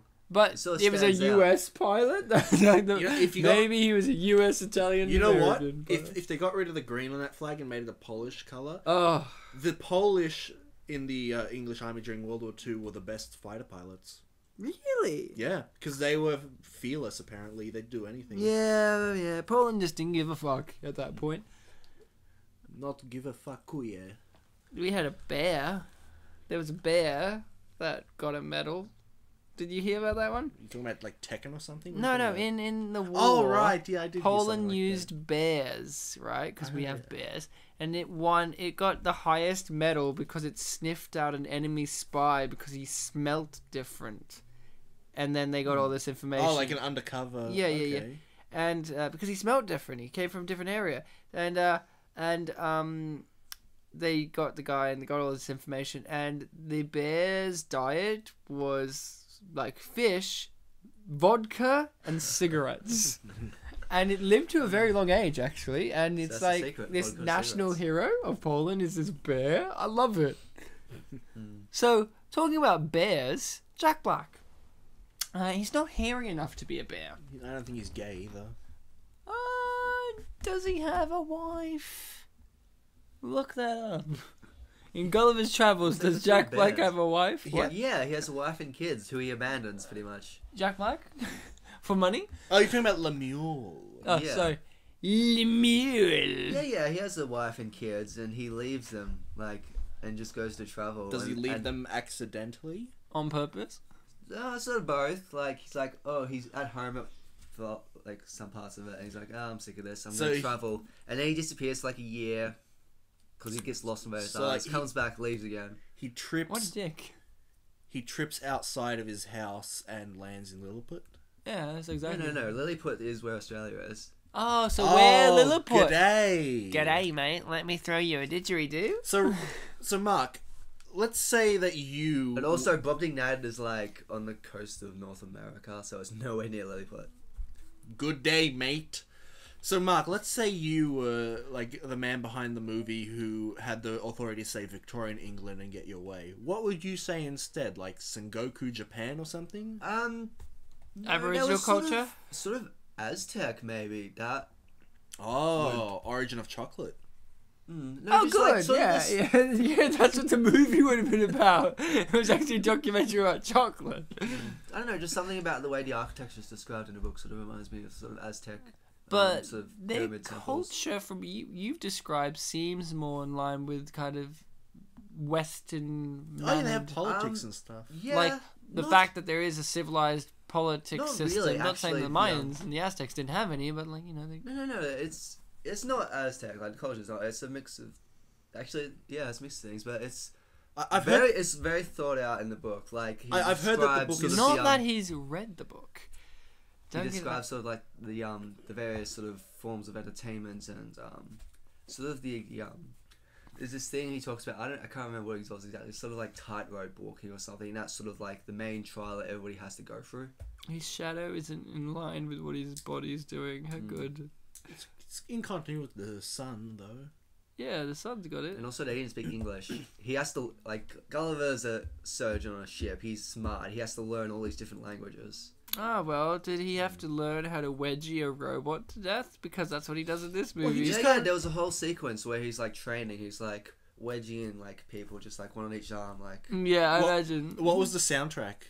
It was Eye of the the tiger. Eye of the Tiger and he's ready to wedgie. You could have said "ready to fight." No, wedgie to fight. It would have rhymed with how the song actually goes. I'm not a lyricist. But you have to sing it like Billy Connolly. I really thought they were going to tag team. Like, he goes, you go, and like to Darcy, and Darcy just like flips Chris O'Dowd. And the general like tags in the Yeah, why princess. is she doing shit? Because she's useless, obviously. Because she's a woman. Because she's girly. But Jack Black is Jack Black. He's Got bigger useless. tits than her, I agree. We've seen him. And what's this guy like? What? Don't Jason you Segel? believe that he didn't get crushed at any His point? name is Horatio. Look, that would have killed him. No, it wouldn't have. He's fine. So, Mark, who do you think would be better in the role of Horatio? Jason Segel or Mario? Well, considering this movie, I'd have Mario? Yeah. said Mario would not have surprised me considering this movie. Or Luigi Mario? No, Mario's stupid. I said Mario. Yeah, but you said Mario's their last name. Talking about the video game character Mario. Yeah, Mario. No, that's the movie adaptation. No, it's canon. It's Mario. Really? I'm talking That Mario's actually their last name. Yeah, And Mario's his first name. in the You movie. never watched Super Mario. In Super Mario I Brothers, have no intention of watching. you will watch it now.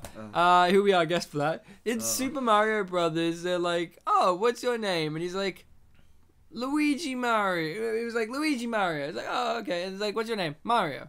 Okay, what's your last name? Mario. But what's your first name? Mario. So your name is Mario. So that's canon now. Yeah, but I'm talking about Mario. Yeah, Mario. Go on. Yeah, he should. Which one, Chris? Yeah, which one? Mario. What was the question again? Who would play better Horatio, Jason Segel or Mario? Mario. Mario. In this movie, it would be Mario. I think it would be Wario. In like a proper movie, Jason Segel, obviously. So who would Luigi play? He would play The king. It's me, King. King Luigi Mario. All right, now Ryan, give us your hybrid Billy Connolly Luigi impression. Hey, it's me, Paul Super Giamatti. Wedgie. What do you want? Oh, we missed your favorite scene. Death Wedgie. So, really, why did any of this happen? That's a question that one asks themselves. Well, you know, it's like asking the meaning of life. 42. Exactly.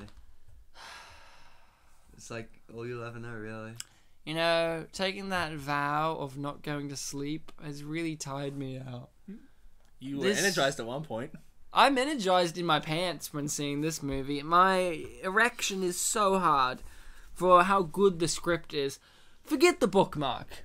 Put the book aside. In fact, the book is gone. The book is gone. Gone. But he's read so Gone. much of it. Gone. The book, it's gone. Oh, it's gone. And now we focus on the movie wholeheartedly near the end when he basically says, "Screw you guys. Paren and fucks off. But here's the best part: the movie doesn't just end when he goes Paren. I mean, war. What is it good for? The whole kingdom, and not only the whole kingdom, but the other kingdom, all break out into dance, and they all know the dance moves. Well, obviously he's taught them it. Like, Oh yeah, even the enemies. Yeah, even the enemies that had nothing to do with it. Prepared. Like, Yeah. You know what? he knew at some point he'd be Oh performing no, the she's song. being kidnapped. No. You know what really made me happy about that whole war scene? Like the song War, not actually having war. Was he was a great dancer? The thought that Ugh.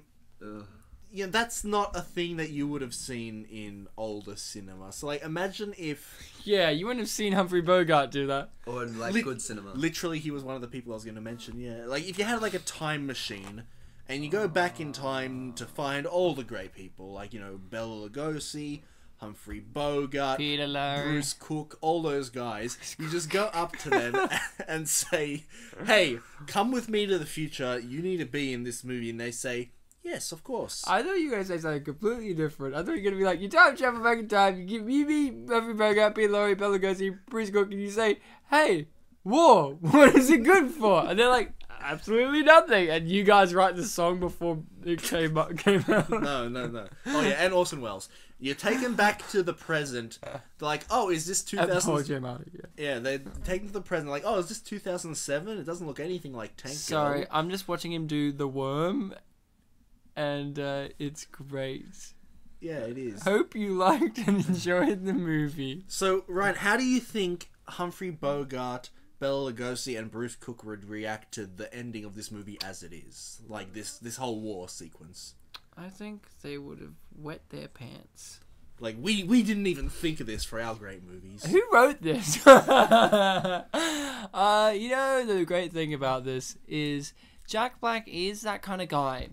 You know, people may not like Jack Black, but he's that kind of guy where he can do handstands and flips and stuff, and he's got the body type that makes you think that he wouldn't. Like, he's a chubby guy. And when you think of fatter people, chubbier people, you don't think of them as so acrobatic. But Jack Black, what's that dance move from her? But Jack Black really is an energetic guy. Like, you know, he doesn't have the so-called fit body, but he is very energized when it comes to dancing and performing. I think that's the thing that carries out with Jack Black is that he doesn't meet your expectation of He a exceeds them. lazy fat guy in terms of like, yeah, his attitude may be lazy, but he's physically energetic and it's just captivating to watch. Yeah, you wouldn't see that if Paul Blart, just like Paul Blart. Kevin James, travels. yeah. You Well, wouldn't I mean, jump specifically off the the Paul building. Blart character, yeah. Yeah. I think that's the thing about Jack Black that I like. It's kind of like certain actors have, like I was saying, I wonder how degraded he feels with all the fat jokes. But at the same time, he kind of evades those things with his kind of quirky singing and, you know, his dancing abilities and his flips and all that. It's kind of like how Danny DeVito rarely plays any roles that actually comments on him being technically a dwarf or like a short person. He's just he's just a guy. Jack Black, he's just like, yeah, he plays fat guys, but it's like at no point do they ever bring up the fact that he's an amazing dancer. Like, why? And I think he is amazing. So the movie didn't end, Bartek. You thought it was going to end, but in the end, it didn't because That's they what's wanted to happening. have an indication of sex and to make a pun about little, you know, little people. Hey, look, I'm back in the movie. I got a new guy. Do you not like T.J. Miller? He was in Deadpool. I haven't seen it. I don't know. He's alright. I just thought it was funny that, like, He's his young voice- I and know doesn't give a fuck. I know he was born in 1990. Yeah, He's boy. older than us, Ryan. Yeah, far out. I'm young. He's like Sam's Man, age he or makes me something. feel so young and innocent. So, yeah, and the movie, you thought, oh, it's going to end with Lilliput being all rescued and war being averted, but no, it ends with them kind of, like, indicating that they're going to go have sex now. They're courting. And then she's laughing because that was not in the script, obviously. And now they're going to go off to have sex, but wait, look. Wait, what? Uh-oh. They're together doing travel stuff, but here's the thing I get. So, this. does this mean the real world now knows of Lilliput, and now he's kind of American Indian them by spreading war, famine, and disease with supreme tourism and invasion? They'll just put like a big glass dome around Lilliput and just put like a stadium around it so people can watch them. In the book, actually, it's great because he does take a bunch of like the tiny animals back to England with him. I would be terrified of having a war waged by the giants. Oh yeah, Butt Crack Man. That was his name, Butt Crack Man. In case you're wondering. Fun fact about the credits, Bartek, is the excerpts from the book, the articles and stuff. So certain things that we didn't get to see. Like mentioning certain other Yahoos. The movie can't fit it in because the book does span like several years, right? Like he travels a lot. There's 4 separate books, sort of. Man, if only the company Yahoo would have sponsored this movie. Yeah, and Jack Black uses Bing. Why? Because no one uses Yahoo. No one uses Bing. Yeah, except for Spider-Man. Oh, yeah, yes, Yahoo's Yahoo on the left. Except for Spider-Man. Spider-Man uses Bing. Yeah, but that specific Spider-Man. Yeah, and so would Jack Black. Spider-Man. I would love Jack Black as Spider-Man. So the movie has ended, unfortunately. There was a lot of stuff that went on. There was a lot of laughs. There was a lot of tears. I didn't laugh. You did. On the inside. Not in the movie. On the inside. When I watched this with my household, with Mark. Oh, no. We watched it as a household, and Mark had yet to make his redemption, which I'm sure he'll bring up in his review in a moment. For why it's the best movie ever. This was a hard one to watch because we all enjoyed it except for Mark. Mark was still reserved. I think, he'll tell you in a moment, but he still had post-traumatic stress disorder from the first time round that he just couldn't let go. And our innocent housemate Cassie was just trying to say, Mark, calm down, stop bringing up the book. Mark got angry, he left. I didn't get angry. Yeah, he got upset. That's it, you got passionate. Yes. Mark stormed off to his room and closed the door. We had to have a little intermission and talk him down from killing himself. It was a very deep, personal thing that I'm announcing on this podcast that is very personal and private. Mark was on the roof. He climbed out. He was threatening to kill him. I like how they go with just a photo of Jack Black. Like not even. But he was threatening to kill himself, and we had to crawl up there and say, "Don't do it. You have so much to live for. You still have yet to see war. What is it good for? Absolutely nothing." And then he went, "Whoa, that's deep," and he just like got off the roof. He got off the roof and said, "Thanks, guys. I nearly made a mistake." And then he put his hand on all of our shoulders, even though there was 3 of us and he only has 2 hands, and said, "I love you guys. You're my family. Wow. I denounce my old family, and I am now Mark Sliwinski and Mark Apps and Mark Pinney. Mark Sliwinski, Penny Apps. And I am now indebted to you for life. Please let me do the podcast, please." Like, that's where you draw the line. But we had a bonding moment, and then we watched the movie again, and Mark was stone-faced. He was obviously still processing all of the feelings, and he cried. Jack Black danced, and a tear rolled down his face as my other housemate Cassie said, "What's your problem, Mark? This is a really good movie." The best part is she actually meant it. She did. We mean it too. It is a really great movie, and that's the thing. Yeah, this is really. The movie's never ended. I really appreciate this movie now. Yeah. So we'll get into our reviews, I guess. Bartek, let's hear from you first. You've had a great deal of things to say. I want to hear from you first. Okay, just let me stretch a little first. Stretching out, stretch it out, stretch it in, stretch it out. You on a bit? Just refreshing the brain. So should I use my original review or? Yeah, sure. But let Bartek go first. He's gonna warm you up. Yes. Warm you up good. Needs a bit of salt. Go on. That was a good joke from me. Okay, so That was a joke. don't laugh. It's delaying my review. So this movie, Gulliver's Travels from 2010. I mentioned earlier that I had seen it before in the cinema, maybe in 3D. I can't quite remember if that's true or not. And I like I said, it was one of those movies that didn't hit the awful point. It just hit the kind of okay point. But it also left an impression on me one way or another. And I think this goes back to this whole idea that I've mentioned in a couple of episodes here and there, that the universe wants you to watch specific movies, whether it be for the first time or again, and really think about it. Like, I think, more than ever, in our last episode on Bewitched, we really learned a lot about that movie through discussion that we probably weren't anticipating, and that's why that episode was very philosophical, academic, I would say. Yeah, scholars are going to use it.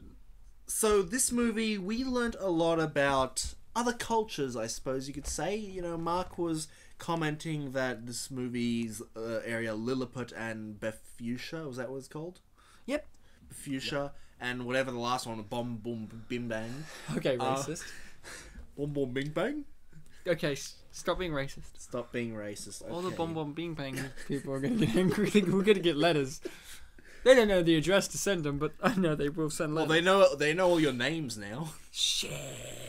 Yes.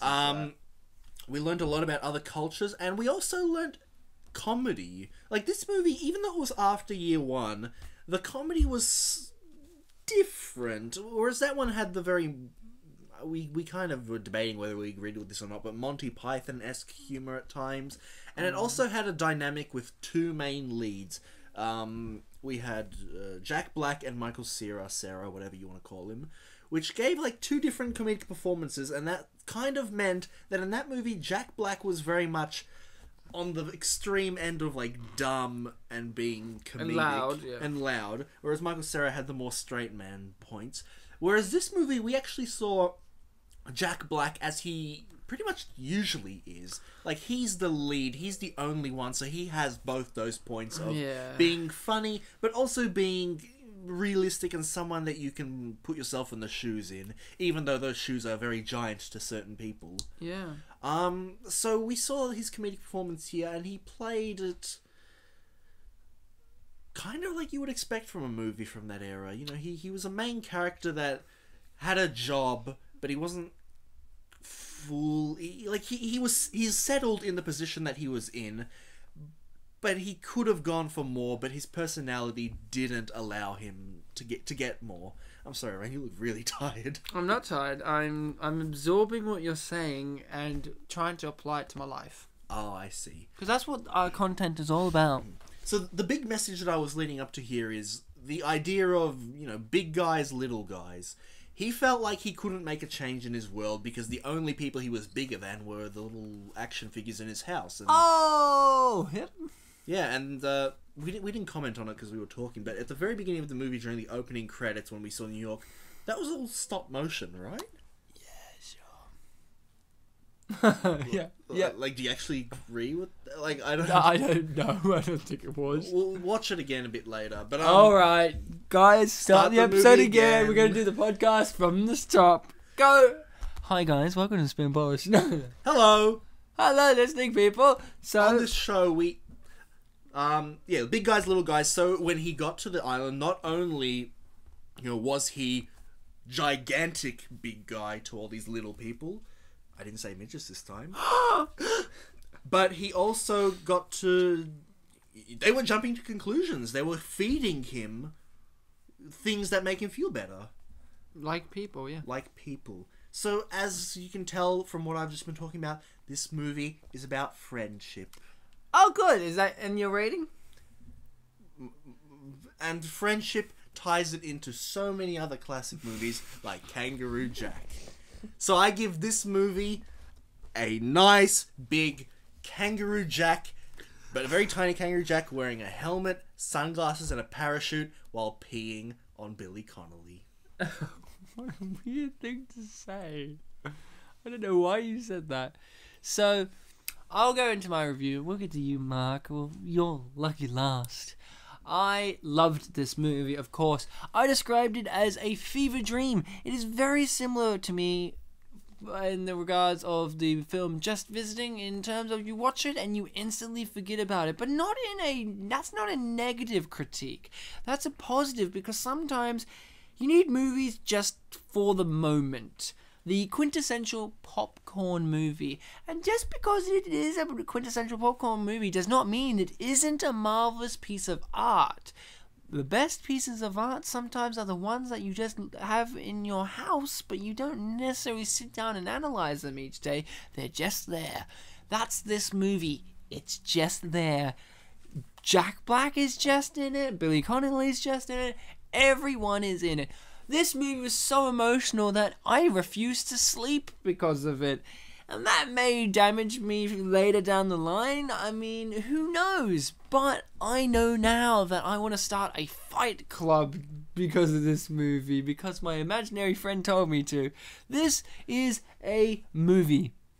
You're not supposed to be indebted to it. And I think that's the thing most people negatively had towards it. People like, oh, it has this legacy to behold of Gulliver's Travels. Fun fact, Gulliver's Travels is just a book.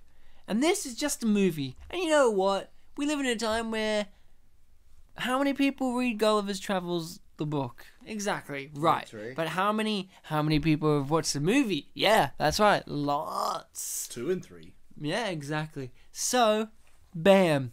Do I have to give this a rating? Yep. Yeah, I do. And do I want to? Yep. Yeah. But do I have anything else more to say? Yeah, I do. And it's the same as my rating. And my rating can only be one thing. And it's also more of my review. War. What is it good for? Absolutely nothing. Oh, not. Thank you. And Mark, let's hear from you. Well, I did have another review, but, you've really opened my eyes, turned my opinion around, so... I warmed his heart. Yeah. He was writing that as we were talking. I know! Yeah. I can't read half of it, my writing is terrible, but, this movie really should be a classic. Like, I started off, like, really despising it, because it really shits on culture. But no. Yeah, I thought it was shitting on literature, but now Jack Black shit on all of culture. It was specifically books. Well, the concept of literature, yeah, but books, he was shitting on them. Yeah, but now I'm like, you've opened my eyes. Like this is a really profound look at like just culture, like, and and particularly the corrupting influence of like Western pop culture. We see the cult of personality that arises around Jack Black, who acts as a focal point for sort of our modern ideals, our modern media, and like how this is focused through him onto the sort of the Victorian era Ireland.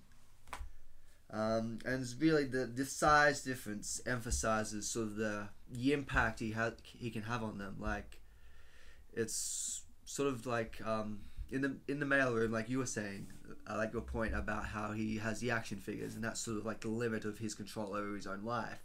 He's stuck in the mailroom. He's not really achieving anything, but in Lilliput he is huge, and that's not just like sort of the physical size. It's his ego really that can sort of dominate their culture. He really comes to sort of exert a huge influence over their culture and sort of infuse them with our Western ideals. We said in the sort of the dress they adopt, the various sort of stories he exposes them to, because at the start we don't see that they don't have any idea of what fiction is. They don't really understand lying. They don't understand like sort of anything really about culture. They saw a big guy and they treated him kind of like a god. You know what they understood? Yeah. You know what they understood there? Love. War. Yes, war. What is it good for? They didn't ask that question though until the end. No. Yes. That was their flaw. No, but we see Jack Black, like, I'm just going to call him Jack Black because he wasn't really Gulliver. But we see him, like, sort of how his vast size sort of represents his sort of ego and his cultural domination over them, and how that allows him to sort of control them to a degree that he couldn't over his own life. And from this he sort of gains sort of more of an appreciation of himself. Like he's shown like what he knows, how that can be sort of exploited to have like influence the lives of others, and he brings that back to Manhattan. Oh yeah. The island of Manhattan. Oh, they're both islands. Yes. I didn't connect that. Yeah, he did mention they're near other islands. Yes. Yeah, Long. Yeah. And what was the other one? I don't know. Staten and Yeah, Staten Long. and Long. Yeah, Yeah. that was a good joke. Yeah, and it really, the whole point really ties together at that last scene, that great last scene where he's talking about there are no small people only, or no small jobs, only small people. And it really emphasizes sort of like how he's grown, how his ego has really expanded. So yes, it was a great movie. Your rating? Yeah, I will give it a 10 out of 10. Just a 10 out of 10. Could I give his rating for him? Yeah, sure. That was a ridiculously great movie. Yes. I So. approve of that rating. Oh no. What's happening? Mark, no! Don't get on the roof, Mark! Mark, what are you doing? No! I'm gonna jump. No! Thomas. Mark! Get down! What? No! Oh well, we lost Mark 2. Shit landing, 2 out of 10. Mark 3, come on up! So Mark 3, I hear that you like the movie a lot more than Mark 2. Hey guys, Mark 3 here. Yes, I love this movie. It was his favourite movie. So, you know what, Mark 3 and Bartek, and a lot of people had a lot of things to say about this. Now, before I started this episode, I said to the guys, this was a hard time to get reviews. The reviews tended to be the same note, which was, this movie's not good, it's not great, it's just not the best, and we're tired of Jack, and they're like, we like Jack Black, but he can be a bit tiring. So, but at first I was like, oh, I'm a bit worried, but you know what? I'm energized, maybe it's a lack of sleep, and you guys have talked about so many points that these reviews hit on the head. I'm just going to dive in. This is from 2011, and there's no star rating on this one. It's called Action Figures. There is something brilliant about this project. Something absolutely brilliant. You'll find it hard to locate in the storm of distracting bad decisions elsewhere. The bad? Well, you can read about that elsewhere. A cheap film factory and story meets the 3 Jack Black jokes. The clever idea is this. Black plays a character who is a repressed nobody. In his own apartment, he acts out dramas from films with his collection of action figures.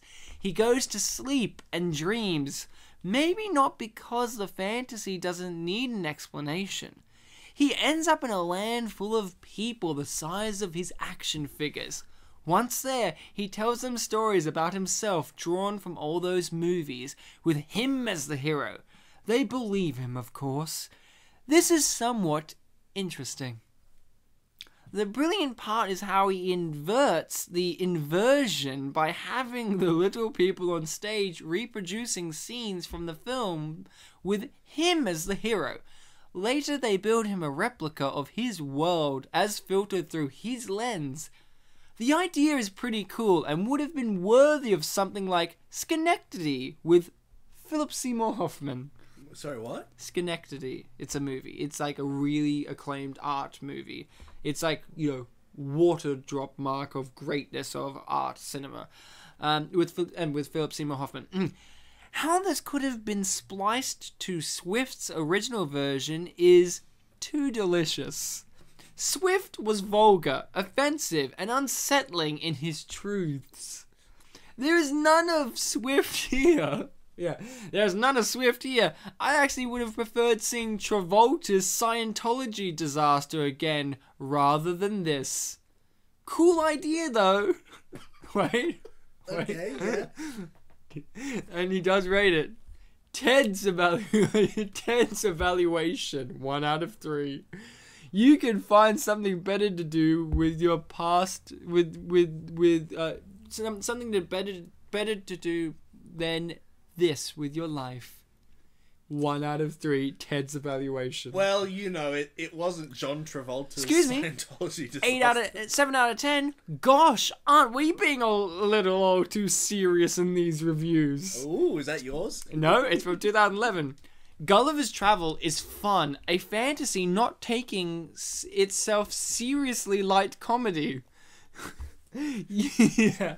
You won't learn anything. You won't cry. You won't witness historic cinema in the making. You will spend an hour and a half watching an enjoyable family film that doesn't pretend to be anything more than a fun adaptation of an age-old tale by Jonathan Swift.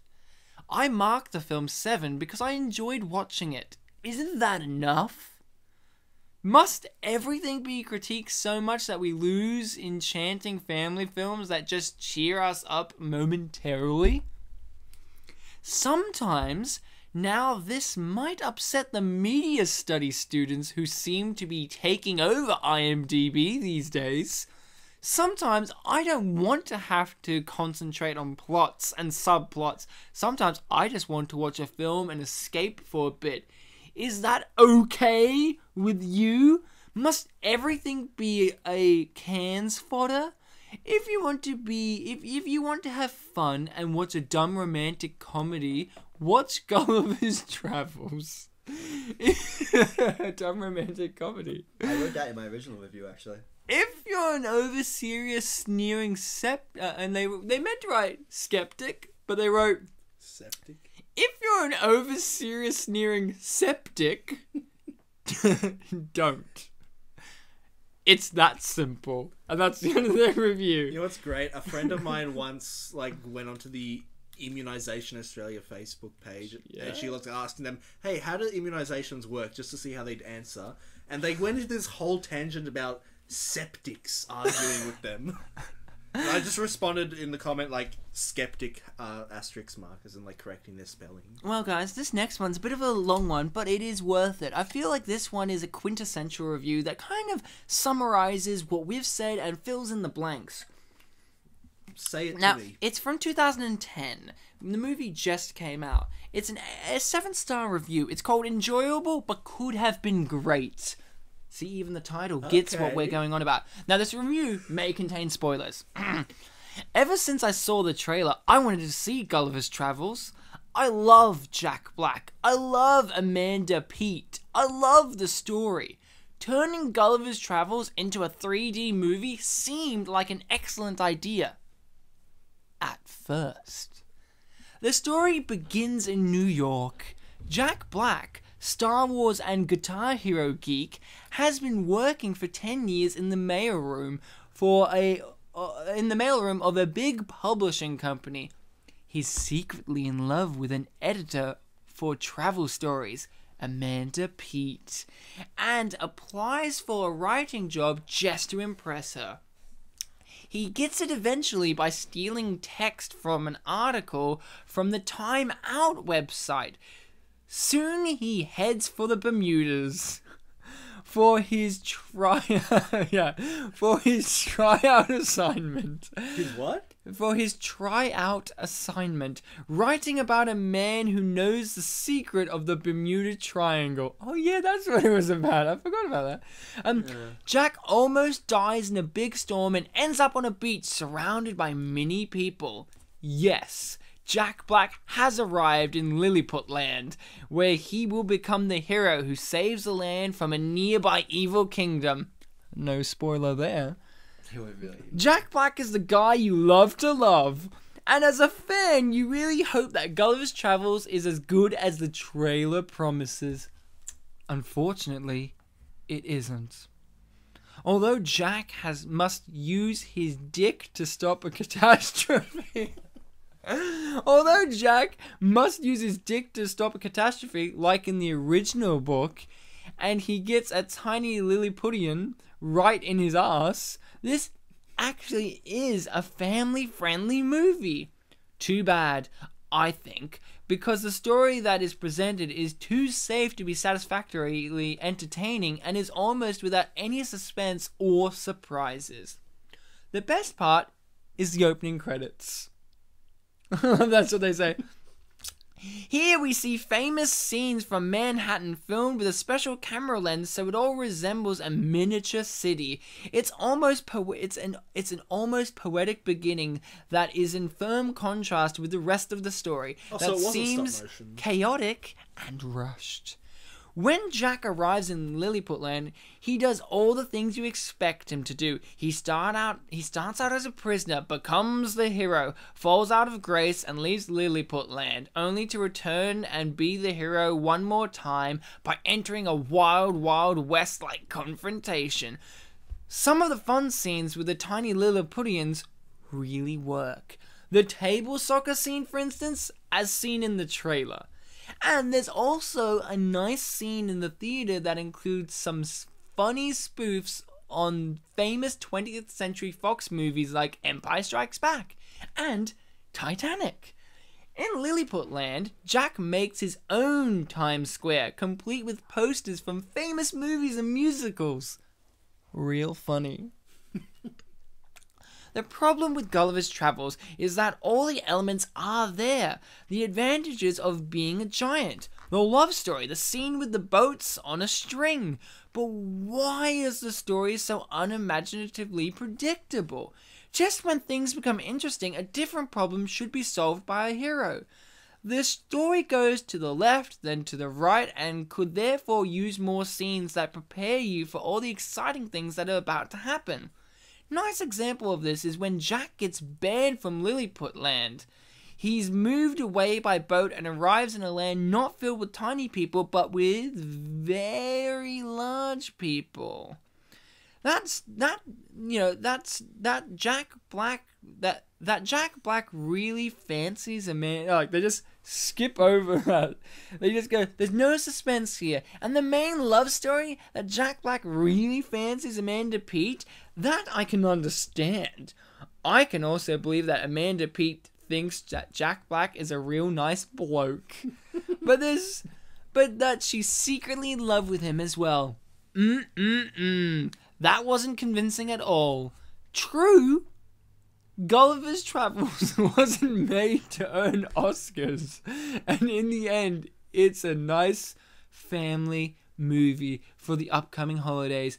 But with a better script, better editing, and less moralistic ending, and a more outrageous Jack Black, this could have been big. More outrageous. Now it's just another blockbuster special effects comedy that you almost have forgotten the moment you leave the cinema. Yeah, you want more outrageous Jack Black? He wasn't outrageous enough. The next one is from 2011. It's a 7-star review. See, most of them are 7 stars. A good movie. Sit back and enjoy. I generally don't like to review a movie according to how close it is to the book. But I noticed that many of the negative reviews are comparing it to the book.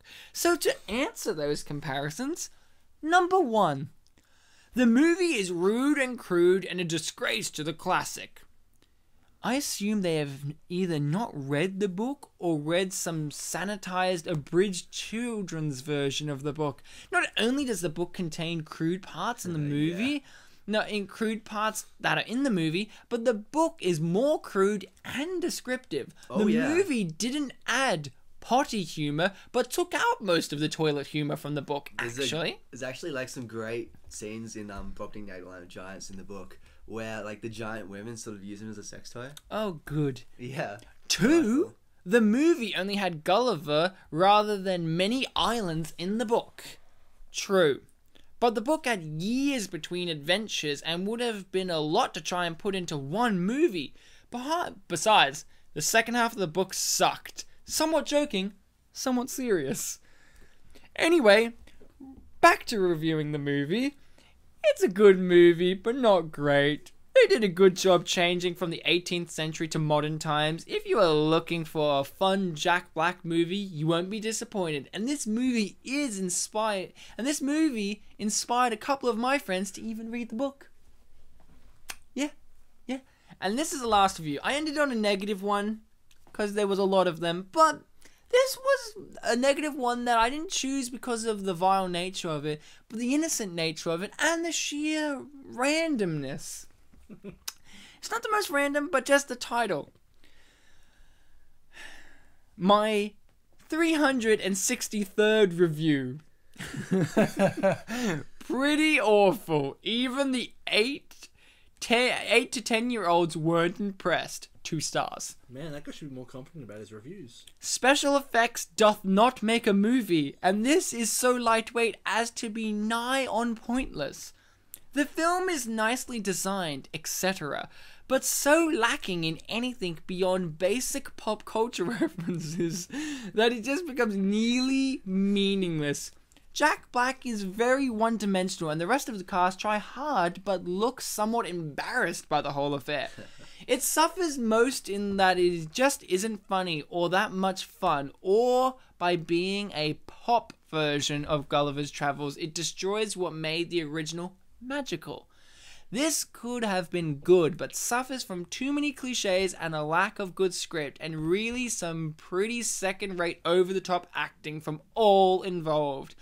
All in all, just about viewable if you've got small boys, but even they might see through the film, through this film flam pretty quick. Film flam instead of flim flam. Film flam. That's actually really good. That's actually really good. So Roger Ebert's review kind of went contrary to that because his point was that like really young kids would enjoy it. Yeah, Roger Ebert, the enemy of our show, liked this movie. Yep. 3 out of 4. That was it. You guys, of course, have been fantastic, amazing, wonderful, superfluously great listening people. And you guys really are the glue that keeps it together. And of course, the movie is the wood that attaches to you, and we are like the other piece of wood. I don't know where I was going with that, but nails. Nails? Or the hammer. Sure. And a screw. Fucking, whatever. And you guys, of course, you can communicate with us. You can give us give us a review, a positive, negative, I don't care. Hey, write one like on the IMDb. An out of this dimension review. Out of this dimension review. Or you can just suggest a movie to us on the Facebook page, Spit and Polish Presents, because hey, we may not have done this. And if Mark didn't say to me, Ryan, I hate Gulliver's Travels, and I said, no, I'm going to change that, we may have never done this, and Mark may never have learnt a lesson. I've learned quite a lot. So just remember that, guys. It's Spit and Polish Presents, not Spit and Polish Presents. Yeah. It's unappreciated. Like where our underappreciated. presence is just over them. Spit and Polish Presents. Yeah. So, you guys, as always, be kind to each other. War. What is it good for? Absolutely nothing. Chcesz śpiewać? Chcesz? Okay.